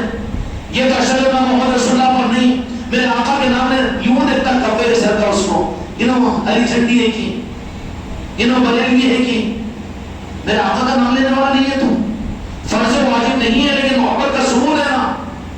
پھر آنکھوں کے اوپر من یہی تو نعوذ باللہ برا سمجھتا، تو ویسے لوگوں کو کرو نہ کہو، نہیں تو عامر کر دے گا کہیں. بول رہا ہوں سمجھنے کے واسطے. اور تم بھی دیکھا دیکھی مت کرو، دیکھا دیکھی خالی عادت بنا لیے. اب ہمارے شاید سے اشہد اللہ الہ الا اللہ تو آنکھوں میں بنا ادھر کہیں کو انگار ڈال دے گا اللہ میاں، اشہد اللہ محمد رسول اللہ رحمت پھیر دے وہ ابھی اشہد اللہ پہ بھی شروع کر دیا. تو دیکھا دیکھی زبردستی ہے. ہم تم کو مسئلہ و جماعت کے لوگ نہیں بنا رہے ہیں، حق کا نظام دے رہے ہیں، حق کے ساتھ میں چلو. اور جن کو یہ چڑھ ہے نا وہ خاندان اشر ذرا وہ نہیں سمجھ میں آتا اپنے کیوں نہیں سمجھ میں آتا. قرآن و حدیث میں نہیں ہے. اچھا قرآن و حدیث میں نہیں کرنا ان کے ثابت کر دے زندگی بھر کی غلامی، دیوبند میں کروں گا، میں بریلی میں کروں گا، یا تمہارے سامنے کر دوں گا. کہیں پر میرے آقا کا نام آئے تو اپنے آنکھوں پر چومنا غلط ہے، نعوذ باللہ ثابت کر دے تو آج سے میں اس کا بے نام غلام، میں اس کا مرید بن جاتا ہوں. نعوذ باللہ دجال کا مرید میں نہیں بنوں گا، لیکن چیلنج کر رہا ہوں میں. جب ہے نہیں کرنا تو ثابت ہے نا جی. ابو بکر رضی اللہ عنہ سے ثابت ہے، اولیاء سے ثابت ہے، عاشقین سے ثابت ہے، محبت کا اظہار ہے، اچھی چیز ہے. تو نہیں کرنے کی وجہ کیا ہے تیرے پاس میں؟ نہیں کرنے کی چیز کچھ تو ہے اندر کا کچرا اور کاربن. تو پھر ایسے کاربن والوں کو ذرا صاف کرنے کے لیے کیا کہنا معلوم؟ وہ نام لیتے وہ کیوں آنکھوں پر بابا ہم فرض تو نہیں بولتے نا، نشہ لگانا فرض تو نہیں بولے، مگر پہچان بتائیں. یہ بھی ملا کے تذکرہ ہے. اب تو یہاں کے والد میرے آقا کے اسم مبارک کے آنے پر یہ آدم علیہ السلام کی سنت ہے. کائی کی سنت ہے؟ آدم علیہ السلام کی. آدم علیہ السلام بابا آدم نہ جی، پیشانی مبارک میں بہو مبارک کے اوپر میرے آقا کا نور مبارک اللہ تبارک و تعالیٰ نے عطا فرما دیا. نہیں تو روح بیگم بھی جا رہے نہیں تھے آدم علیہ السلام اندر جا کے نکل گئے باہر. اب اللہ نے بولا پھر میں بھی پھر رہا کہ کیسا اچھی بات ہے. روح کے لیے بھی ذرا ایک کشش ذرا بنی آدم کے اندر میں ہے نا جی. کیا کہ کچھ تو بھی ادھار کے والے تو کیسا نظر کچھ تو بھی ملنا. اس لیے میلاد والے لنگر بھی ہے، فکر مت کرو، کیونکہ نظامی آدمی کی میلاد میں ہے. یہ تو اعزاز ہے. ہم لوگ لنگر کے دستوں پر کھانے کی ہم کو توفیق مل رہی ہے. وہ بیچارے جو اس کو بدعت کہہ رہے ہیں ان کو بدعت ایم ایل او کے دسترخوان پر روزے کی افطار پارٹی میں نظر نہیں آتی، اور ان بے ایمانوں کے عقد اور ولیمے کے اندر میں کنڈیا منڈیا کے پاس منڈپوں میں بیٹھ کر کھانے میں نہیں آتی. لیکن ان میلاد کے لنگروں سے محفوظ ہیں، وہ دور ہیں، محروم ہیں. وہ لوگ تو محروم ہیں. اللہ ان کو بھی توفیق عطا فرمائے. حضرت آدم علیہ السلام کی پیشانی میں نور مصطفیٰ، اللہ تبارک و تعالیٰ نے روح کو کہا، روح کو ڈالتے حضرت آدم علیہ السلام کے جسم مبارک میں باڈی میں گئی. دیکھا کہ اندھیرا ہی اندھیرا، اندھیرے اندھیرا، اندھیرے اندھیرا. ارے کوئی اپنے انٹرسٹ کی چیز نہیں ہے یہاں پر. کیسا نکل کر آئی اللہ کی بارگاہ میں. اللہ نے باہر ہی کرتا رکھو بھی بڑی اندھیری کوٹڑی ہے وہاں پر. نہیں میرا حکم ہے جانا، نہیں اللہ تیرا حکم ہے مانتی ہوں مگر میرے کو وہاں پر مت بھیج. اچھی بات نہیں جانا ہے نا، اچھی بات ہے. تو اس کے بعد اللہ تبارک و تعالیٰ وہ جانتا ہے نا رب ہے وہ. تو جہاں کے مالک میرے آقا محمد رسول اللہ صلی اللہ علیہ وسلم کا وہ نور مبارک جو اللہ نے اصل میں نور محمد نور خدا ہے. سمجھ میں؟ اور ایک بات بول دوں، جو خدا کہہ رہے نا، اگر خدا ان کو اپنا نور عطا کیا تو وہ نور میرے مصطفیٰ کا غلام بنائے گا اس کو. میرے مصطفیٰ کا نور نظر آئے گا اس کو. جس کو اللہ نے اندھا کر دیا اس کو میرے مصطفیٰ کا نور نظر نہیں آئے گا. پھر ہر جگہ رکے گا، آگے بڑھے گا، ٹھوکر کھائے گا، پیچھے چڑھے گا، پیچھے گئے آگے بڑھے. انہیں ہمیشہ ڈرپوک بن کر رہے گا اپنے دین کے معاملات میں. لیکن جن کو اللہ نے اپنا نور عطا کر دیا اپنے محبوب کی صورت میں، تو وہ نور تو ان کے نظروں میں صرف مرکز میرے مصطفیٰ کی ذاتی ہوگی. یہ پہچان ہے اللہ کے نیک بندوں کی، اور اللہ کو راضی کرنے والے، اللہ جن بندوں سے راضی ہے ان کی پہچان ہے یہ. اب اللہ تبارک و تعالیٰ نے روح کو کہا حضرت آدم علیہ السلام کی میں جانتا ہوں کہ ٹھیک ہے. اب نور مصطفیٰ جو نور خدا تھا اس کا ایک ذرہ حضرت آدم علیہ السلام کی پیشانی میں ڈال دیا. اب اس کی وجہ سے جو پتلے آدم میں، کس میں؟ بابا آدم کے پتلے میں، نبی کے پتلے میں، جسم مبارک میں ارے نبی کا جسم بھی میرے مصطفیٰ کے نور سے پہلے اندھیرا تھا، اس میں جو نبی کے جسم کو منور کرے وہ ذرہ ذرہ مصطفیٰ نور مصطفیٰ ہے، اور جو نور مصطفیٰ کا قائل نہ ہو، جو نبیوں کے جسم کو منور کرے، اور وہ میرے آقا کی محبت کا اگر ذرہ عشق مصطفیٰ کا ذرہ تمہارے میرے اندر میں آ جائے تو جو نبی کے جسم کو منور کر دے تو پھر تم کو اور مجھ کو اگر اس ذرے کو حاصل کر لے نور مصطفیٰ کے تو پھر تمہاری اور میری قبر اندھیری قبر اندھیری بات نہیں ہوتی، ہماری دنیا میں اندھے ہو جاتے. وہ کیا کہ بولتے نا وہ دن میں بھی نظر نہیں آتا سواروں کو، رات اندھیری کی دن اندھیرا، دن بھی ہے تو ان کو نظر نہیں آتا. کیا ہوتا ہے؟ حق ان کو سمجھ میں نہیں آتا، عشق مصطفیٰ سمجھ میں نہیں آتا، میلاد مصطفیٰ سمجھ میں نہیں آتا، اس لیے کہ رات اندھیری ہے بیچاروں کی، آنکھیں تو بڑے بڑے ہیں لیکن نظر ہی نہیں آ رہا ان کو. کیوں کہ روشنی نکل گئی ہے. جیسے ہی میرے آقا کا نور مبارک پیشانی میں جلوہ گر ہوا، وہ نور مصطفیٰ جیسے پیشانی میں آیا تو پھر جہاں پر نور مصطفیٰ ہوتا ہے، اور ایک بات بھی کہہ دو، نور مصطفیٰ کی بات عرض کر رہا ہوں، نور مصطفیٰ کی خاصیت یہ ہے کہ وہ چمکتا بھی ہے اور وہ اپنے کو ظاہر بھی کرتا ہے. جیسے ہی حضرت آدم علیہ السلام کے پیشانی مبارک میں رب العالمین نے اپنے نور کو نور مصطفیٰ کی صورت میں جب پیشانی آدم میں داخل کر دیا، وہ چمکنے بھی لگا. چمکتے ہی یہ روح نے دکھا رہے جہاں سے آئے تھے واپس اندھیرا کر رہا، اب تو چمک رہا ہے، تو چمک کی طرف میں تو لپک کر جائیں گے نا. اللہ اللہ میں دعا کرتی ہوں. آدم علیہ السلام کی روح نے کہا کہ مجھے وہاں بھیج دے، تو کہا کہ ابھی تک تو جا کر واپس آئے تھے، لیکن اب نہیں بہت چمک رہا، عرش الہی سے زیادہ چمک مجھے اور اس بنی آدم نے اور آدم علیہ السلام کے پتلے میں نظر آ رہی ہے. کیا مقام ہے میرے آقا کا؟ آپ کی چمک کا کیا اندازہ؟ یہ چمک کیا آخری چیز ہے؟ 10 لاکھ کی تمہاری چمک ہے، خدا کی قسم کوئی حیثیت نہیں جتنا میرے آقا کے اسم محمد کے اندر میں چمک ہے.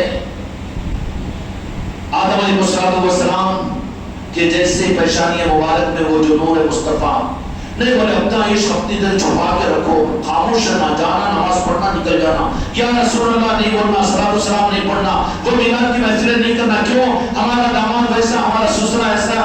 ارے کدھر چلے گئے تم؟ ایک بومن کا بچہ کلمہ پڑھ کے اور میں مسلمان ہوں بولتا، تو خاندانی مسلمان ہو کتنا بڑا بزدل، کاٹ کے کھانے کے قابل رہنا تو جلدی جلدی کاٹ کے کھا لیتے تھے. وہ بھی تو حرام ہے انسان کو کھانا. کیا کام کے ہیں پھر یہ جو میرے آقا کے نہیں، وہ کہاں کہیں کے نہیں. اللہ تبارک و تعالیٰ امت کو صحیح رخ عطا فرمائے، امت کو اللہ تعالیٰ ہم کو اور آپ کو صحیح رخ عطا فرمائے. تو میرے آقا کا جب نور مبارک حضرت آدم علیہ السلام کی پیشانی میں آیا، ارے بابا کسی کو اعتراض ہو رہا تو یہاں پر میں جواب دینے کے لیے بیٹھا ہوں، اعتراض کرو. میں کوئی علامہ نہیں ہوں آپ کو ڈرا کر دھمکا کر 50,000 روپے لے کر آ کے بیان کر کے چیخ چلا کے تمہارے پر روب کس میں چل جانے والا نہیں ہوں. کوئی بات سمجھ میں نہیں آ رہی ہے، اگر میں غلط بول رہا ہوں تو میں اصلاح کروں. وہ نور مصطفیٰ جب حضرت آدم علیہ السلام کی پیشانی میں آیا تو اس کی 2 صفت ظاہر ہوئی.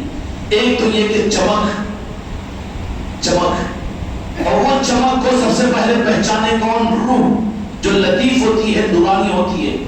اور جو نبی کے جسم میں جانے والی آدم علیہ السلام کی روح وہ کتنی منور ہوگی، نورانی ہوگی. جیسے چمک کو دیکھی تو کہا کہ فوراً مجھے وہاں پر بھیجیے. ایک تو چمک ظاہر ہوتی ہے، اور دوسرے وہ نور مصطفیٰ جو حضرت آدم علیہ السلام کی پیشانی میں تھا، وہ اللہ کی حمد کرتا تھا گنگنی آواز کے ساتھ. حضرت آدم علیہ السلام کے بھی جاتے وہ آواز سنتے تو پھر ساری مخلوقات، جھاڑ درخت پتے اجنہ اور مخلوقات السلام علیکم السلام علیکم. اب یہ بابا آدم پریشان کی کس کو سلام کرے، کیوں کر رہے؟ تو وہ جو کرتے تھے نور مصطفیٰ کو کرتے تھے. وہ 1 سال دیکھے 2 سال دیکھے آدم علیہ السلام پریشان کے چکر کے اوپر بہت اللہ تعالیٰ اس مسئلے کو حل کرنا. تو کیا دعا مانگی کہ یا اللہ مجھے اپنے آنکھوں کے اوپر تو دیکھنا نہیں ہوتا کہ میں بھی تو تیرے حبیب کے نور کو اپنی نظروں سے دیکھوں، تو ایسا کر یہاں سے نکال کر میں دیکھوں، ایسا ڈال دے. تو حضرت آدم علیہ السلام کی دعا پر اللہ تبارک و تعالیٰ نے وہ نور مصطفیٰ کو حضرت آدم کے پیشانی پر سے نکال کر انگوٹھوں کے پوروں میں لا دیا. اب انگوٹھوں کے پوروں میں، تو آدم علیہ السلام حوا علیہ السلام کو بھی چھوڑ دیے، آل کو بھی چھوڑ دیے، ہمیشہ پورے یا محمد یا محمد یا محمد یا ارے بابا کتنا نورانی کانسیپٹ ہے، اور اس کا انکار کرنے والے۔ اگر دل چاہ رہا تو کرو، نہ کرو تو ہم فرض اور واجب نہیں کر رہے، مگر کرنے والوں کو برا مت بولو، کیونکہ اس کی نسبت یہاں سے ہے۔ تم ایک دلیل دے دو کہ یہ کرنا ناجائز ہے تو ہم ماننے کو تیار ہیں۔ جب جائز ہے، اچھے لوگوں نے کیا، تو تو اپنے کو برا ثابت کیوں کرنا چاہ رہا ہے؟ نہیں کرنے کی کوئی دلیل تو ہے نہیں، کوئی حدیث کوئی قرآن کی آیت کہ میرے آقا کی اسم مبارک کو سن کر آنکھوں پر نہ پھیرنا، یا رسول اللہ نہ کہنا، صلاۃ و سلام کا نہ پڑھنا، قرآن و حدیث کے اندر نہیں، تو پھر تو کون سے اسلام کو قبول کیا ہوا؟ یہ اللہ کا اسلام ہے، یہ اللہ کا قرآن ہے، یہ اللہ کا دین ہے جو تو یاد کر رہا ہے، یہ مسلک و جماعتوں کا دین ہے جو تجھے لا کے گڑے میں ڈال رہا ہے۔ ڈال رہا ہے کہ نہیں ڈال رہا ہے؟ نتیجہ یہ نکلا کہ آدم علیہ السلام، تو پھر اللہ تعالیٰ نے فرمایا کہ خلقت ہے، لگایا بیوی بچے، وہ بوڑھی ماں بھی چلا رہی ہے ذرا ادھر بھی، تو پھر تھوڑا سا پردہ کہہ دیا کہ نور کو چھپا دیا، میرے اے آدم میرے نبی اور میرے رسول، کہ اب تھوڑا سا پردہ ڈال دیتا ہوں انگوٹھوں میں نور مصطفیٰ پر، کہ تم جب اپنے دل کی محبت اور عشق کے ساتھ میرے محبوب کا نام لو تو وہ پردہ اٹھے گا اور تمہارے پوروں میں نور نظر آئے گا، تو جب نظر آ جائے تو اس وقت میں دیکھ لینا۔ تو اس وقت میں آدم علیہ السلام تھوڑا بہت ادھر ادھر کام کیے، فوراً یا محمد کہتے، نور نظر آ جاتا، آنکھوں پر پھیر لیتے، کیا کر لیتے، اور وہ نور جو نظر آتا تھا اس کی وجہ سے عالم یہ ہوا کہ آدم علیہ السلام کی آنکھوں میں 300 میل دور کی چیزیں نظر آنے لگی۔ کیا نظر آنے لگی؟ 300 میل دور کی اچھی چیزیں ہیں امت کے لیے، کیوں نہیں دیتے ہیں؟ عشق مصطفیٰ کیوں نہیں دیتے ہیں؟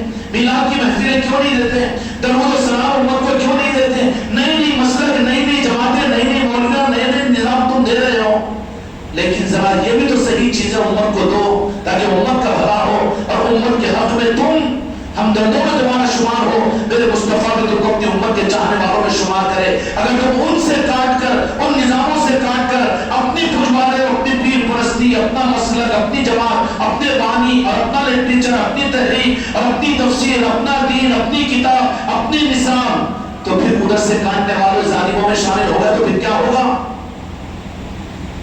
اس لیے بابا آدم اسی نور کی وجہ سے ہندوستان سے مکہ مکرمہ کو میدان عرفات کو پہنچے تھے، اور وہ نور جو میرے آقا کے اسم مبارک پر انگوٹھوں سے جو نظروں میں داخل کرتے تھے، وہ نور پھر آنکھوں میں سے نکلتا تھا، تو وہ نور جیسے گاڑی کی لائٹ رہتی کہ نہیں رہتی، اچھا لگ رہا ہے تذکرہ نور کا، نہ کوئی بسیں گی، بسیں نے سنا، اور عبداللہ بھی کیا ہو رہے آدم علیہ السلام، انور صاحب کیا بول رہے؟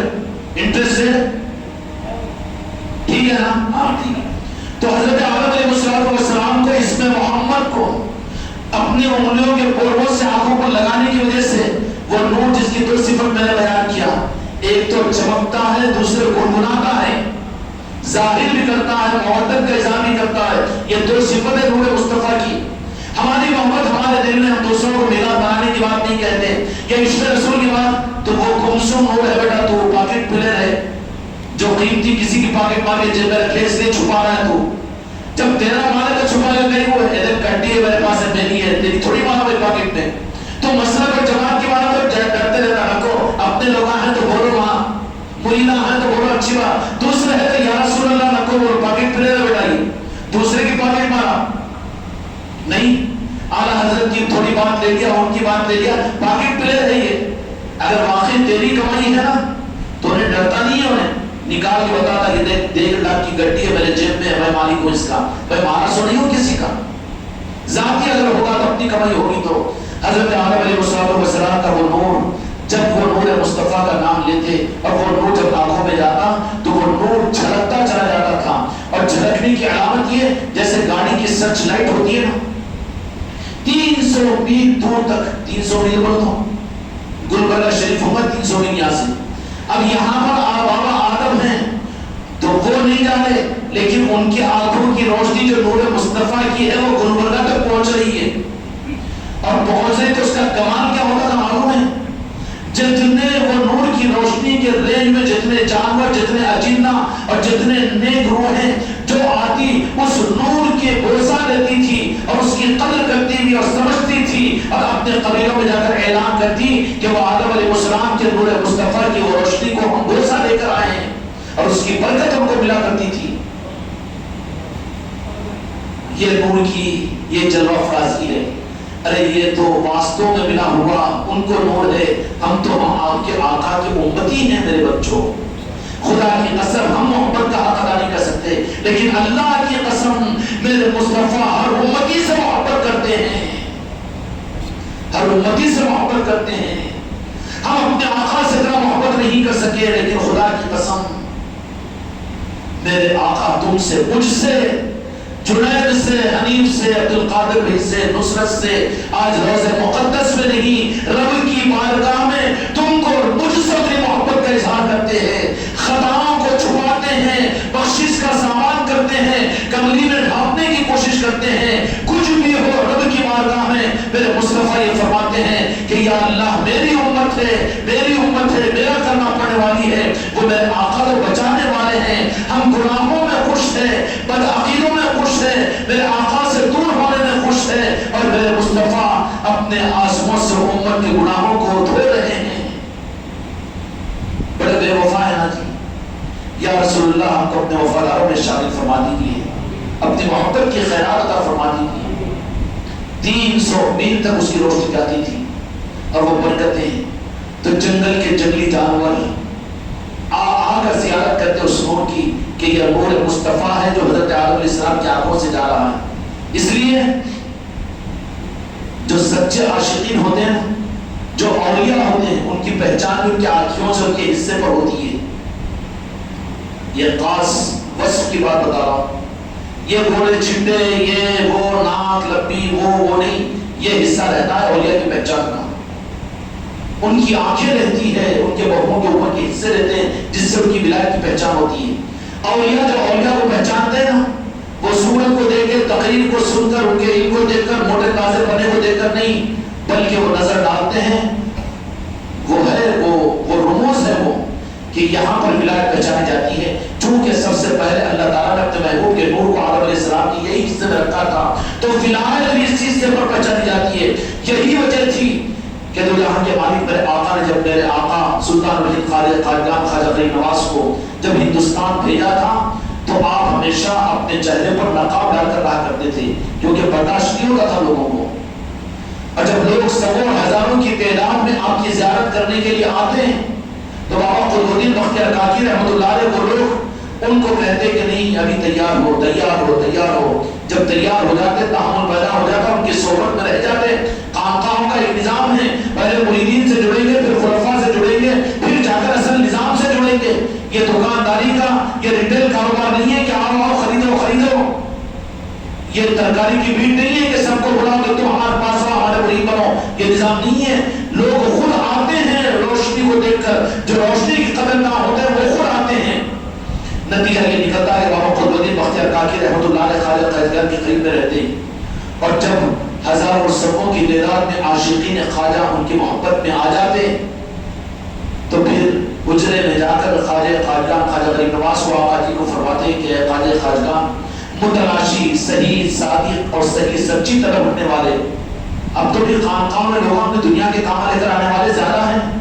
پیری مریدی میں تو دنیا کے نیمو پانی کی دکان چل رہی ہے، کام بنتے کی، وہ ہوتے کی، یہ تعویذ دیتے کی، گنڈے، اس کو ولایت کے نظام سے کیا تعلق نہیں ہے؟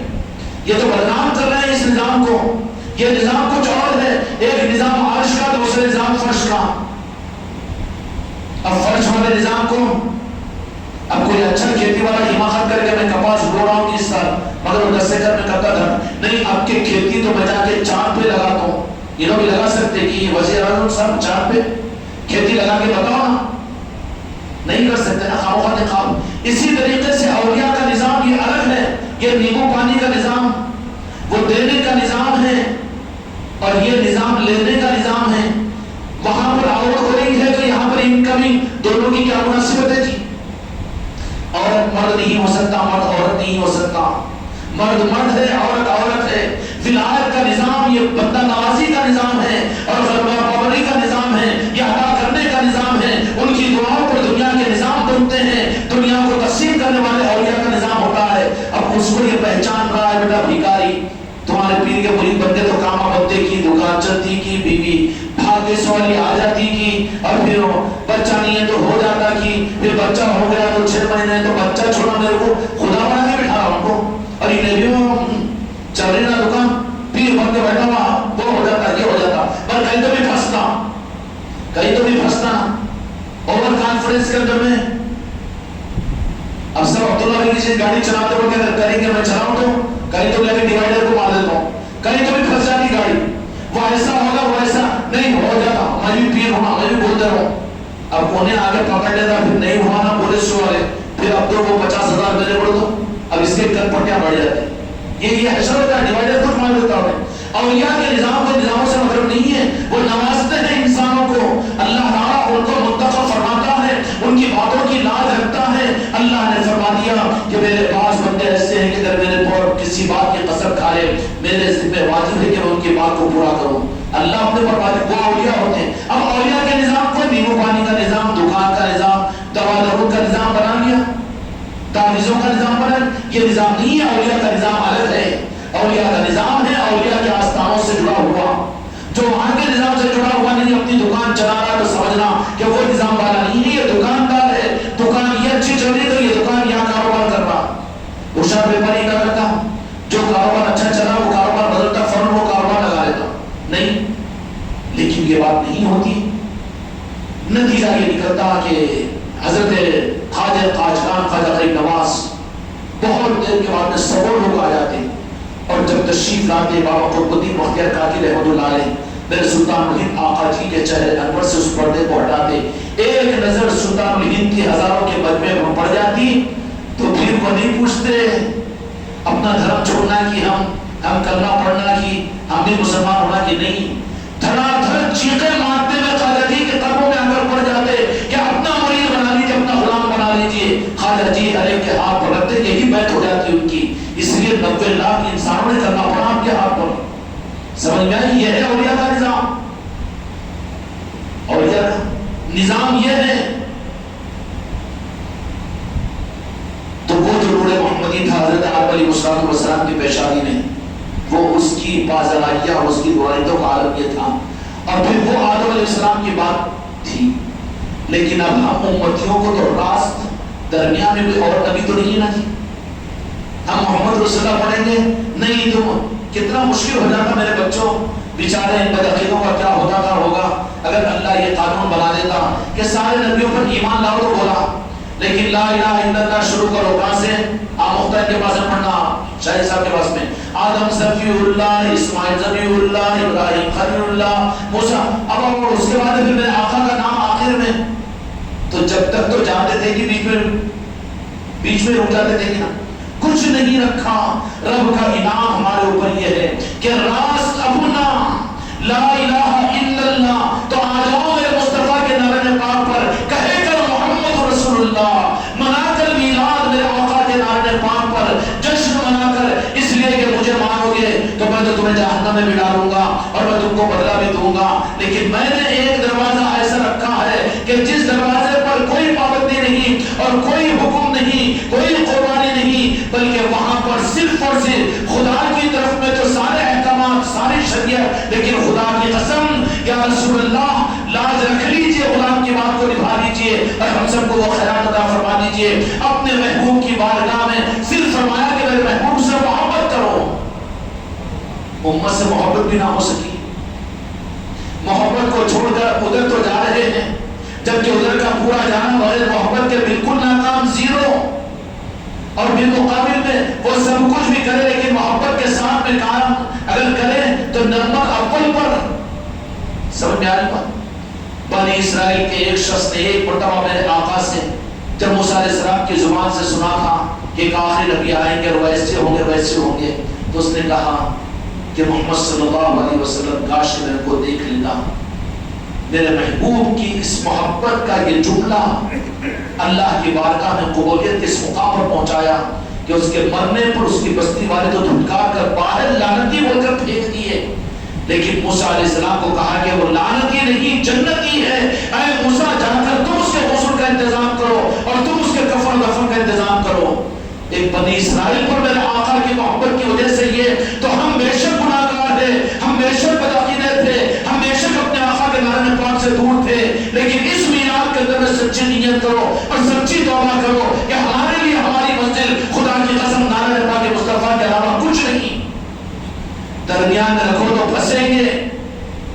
ایک بہت قریب کا راستہ دے رہا ہوں، غور سے سن لینا، لاج رکھ لی جائے گی، لاج رکھ لی جائے گی، درمیان میں بہت کچھ، خدا کے سامنے مجھے تو اپنی نمازوں کو، اپنے علم کو، اپنی کتابوں کو، اپنے روزوں کو، اپنے حج کو، اپنی تہجد کو اور اپنی عبادتوں کو پکڑ لے گا، وہ تو چل بتا بتا بتا، بجائے اس کے کون ہے تو صرف اپنے محبوب کے نام پاک کی نسبت لے کر آیا ہوں، میرے پاس میں کچھ نہیں، یا اللہ تیرے بارگاہ میں کیا پیش کروں، کیا منہ لے کر تیرے سامنے آؤں، مجھے تو میرے محبوب کی قبری میں چھپا دے، مجھے تو میرے محبوب کی قبری کا سایہ عطا فرما دے، یہ ہے عشق کا راستہ۔ اس لیے اللہ نے سارے احکامات، سارے قانون اور ساری چیزیں تو اپنے کے رکھی لا الہ الا اللہ نے، لیکن محمد رسول اللہ صلی اللہ علیہ وسلم کو دیا تو فرمایا کہ وہاں پر تو صرف محبت کا کانفرنس، صرف کانسیپٹ محبت کا ہے کہ ٹوٹ کر اپنی جانوں سے زیادہ میرے محبوب سے محبت کرو۔ آسان ہے کہ مشکل ہے؟ آسان ہے کہ مشکل ہے؟ بہت آسان ہے، بہت آسان ہے۔ امانت کے رضے میں ایک بات سنا دوں، میرے آقا نے فرمایا کہ جو میری امت ہے اپنی امت کو تو بخشوا لوں گا، فرمایا کہ میں اپنی امت کو نہیں بخشواؤں گا، جبکہ میں تو دوسری امتوں کی شفاعت کروں گا تو میں اپنی امت کو کیوں نہیں بخشوا لوں گا؟ خدا سے رب سے کہوں گا کہ یہ میرا نام لینے والی، لیکن امت کون ہے؟ امتی بننے کے لیے صرف میرے آقا سے اپنی مرضی کے مطابق میں اپنے آپ کو چلانے والے نہیں، بلکہ اہل بیت اولیاء کی محبتیں، پنجتن پاک کی عصمتیں اور اہل بیت اور آل رسول کی محبتیں، ان محبتوں کے راستوں سے جو نالے پاک مصطفیٰ پر پہنچے گا وہ میرے آقا کا امتی ہوگا۔ اللہ تعالی ہم کو آپ کے میلاد کی محفلوں کے صدقے میں اپنے محبوب کی محبت عطا فرمائے۔ یہ اظہار ہے میلاد کی محفلیں، یہ چشمے ہیں، اس لیے ابھی 4-5 دن باقی ہے، انشاءاللہ تعالی محمد رسول اللہ روزانہ مغرب کے بعد کی محفلیں ہوں گی، کیونکہ محبت رسولی تو مل رہی ہے نا۔ اب زیادہ حماقت تو نہیں کروں گا، میں اپنے آپ کو نہ علامہ طاہر القادری بولوں گا، نہ خلیل حسامی بولوں گا، نہ یہ ہماری اوقات ہی نہیں یہی کہنے کی، کیوں کہیں گے؟ لیکن یہ ضرور ہے کہ ہم نام لیوائے مصطفیٰ ضرور ہے، مدینے کی چوکھٹ ہمارا قبلہ ہے اور ہم کو آل رسول سے اپنے دل و قلب کے ساتھ محبت ہے، اور خواجہ جی کے نام لیوا ہم غلام ہیں، اولیاء کے نام لیوا ہیں، ضرور اس حق کو تو دنیا میں ظاہر کر کے رہیں گے۔ اس لیے میرے بچوں کام بنے گا تو صرف عشق مصطفیٰ پر، عشق مصطفیٰ کے معاملات میں یہ بہت آسان کوسچن ہے، یہاں کامیابی یقینی ہے۔ میرے مصطفیٰ جس کو اپنی امت کہہ دے، امت جس کو میرے آقا نہیں کہیں گے، میرے آقا جس کو اپنی امت میں سے نکال دیں گے، دل تھرا ہوگا۔ کس کو آقا میری امت نہیں بولے گی، اپنی امت نہیں بولے گی، بے نمازی کو نہیں، گناہگار تو میری امت ہے، بے دین اور شریعت پر نہیں چلا، کچھ بھی ہوگا لیکن میرا کرنا پڑنے والا تھا، مجھ سے محبت کرنے والا کانسیپٹ ہے، وہاں پر گنجائش ہے۔ لیکن جو میرے اہل بیت سے محبت نہ کرے، پنجتن پاک سے محبت نہ کرے، آل رسول سے محبت نہ کرے، وہ میرا نہیں۔ جو میرے حسنین کا ہے وہ میرا ہے، جو میرے حسنین کا نہیں وہ میرا نہیں، جو میری آل کا نہیں وہ میرا نہیں۔ قل لا اسألکم اجری علیہ اجری مودۃ فی القربى، میں تم سے کچھ بدلہ نہیں۔ ارے بھائی قرآن کیا ہے بول رہا ہوں، پوچھ لو نا مفتی صاحب مولانا صاحب کو بھی، ان کو اگر تم نبی سمجھے ہوئے ہیں تو نہیں تو سمجھو قرآن بھی تو تمہارے ہاتھ میں ہے، قرآن کا ترجمہ لے کر دیکھ لو۔ میں کچھ بدلہ نہیں چاہتا ہوں میرے امتیوں، مگر میں چاہتا ہوں کہ میرے اہل بیت سے تم محبت کرے۔ یہ پنجتن پاک کی اولیاء بھئی قرآن لاؤ، حدیث لاؤ، میلاد ٹھیک ہے مانتے، اور یہ اہل بیت نہیں۔ یہ راستہ ہے پہچان کا کہ محبت سچی ہے، ان سے محبت غرض کی ہوگی، میرے آقا سے غرض کی محبت نہیں، وہاں پر تو پیورٹی چاہیے۔ اور ایک بڑا بم بڑھا دوں آپ لوگوں کے اوپر، سوچنے پر مجبور ہو گیا رات کی نیند، اگر ظرف ہے اتنا تو رات کی نیند اڑ جائے گی۔ میرے آقا کی محبت میں اپنی غرض میں خدا کی رضا بھی نہیں ہونا چاہیے کہ خدا کو راضی کرنے کے لیے محبت کر رہے ہیں، یہ بھی غلط ہے۔ خدا یہ غرض والی محبت بھی نہیں چاہتا۔ اپنے محبوب کو دینے کے بعد اور کیا چیز کی ضرورت ہے تجھے؟ تو مجھے کہاں دیکھے گا؟ میرے پاس میں کیوں آنا پاگل؟ میں بھی وہیں پر مل جاؤں گا جو میرے محبوب کے اندر میں ہے کہ نہیں؟ خدا کی رضا بھی میرے مصطفیٰ کی سنتوں پر عمل کے لیے ہے، تو غرض والی محبت ہے، یہ قابل قبول نہیں ہے۔ یہ میرے مصطفیٰ کی محبت کو اپنے دل گردوں کے ساتھ میں کہ خدا کی رضا کے لیے بھی میرے مصطفیٰ سے محبت مت کرو، بلکہ ذات مصطفیٰ کے لیے میرے مصطفیٰ سے محبت کرو۔ کیا وہ اس قابل نہیں ہے کہ دل و جان ہم قربان کر دیں؟ یا رسول اللہ اپنی بارگاہ میں ہم کو قبولیت عطا فرمائیے۔ ہم گناہگار سہی، ہم بدعقیدے سہی، ہم دھلکارے ہوئے سہی، ہم بھٹکے ہوئے سہی، لیکن یا رسول اللہ نگاہ کرم فرما دیجئے، ہم آپ کا نام لینے والے ہیں اور آپ سے محبت کا اقرار کرتے ہیں۔ یا رسول اللہ اس میلاد مصطفیٰ کے اس مہینے کی برکت اور اس کے تقدس میں ہم سب کو بھی اپنی محبت کا کوئی ذرہ اور اپنی محبت کا کوئی نور ہمارے قلب میں پیدا فرما دیجئے۔ وحق لا الہ الا اللہ محمد رسول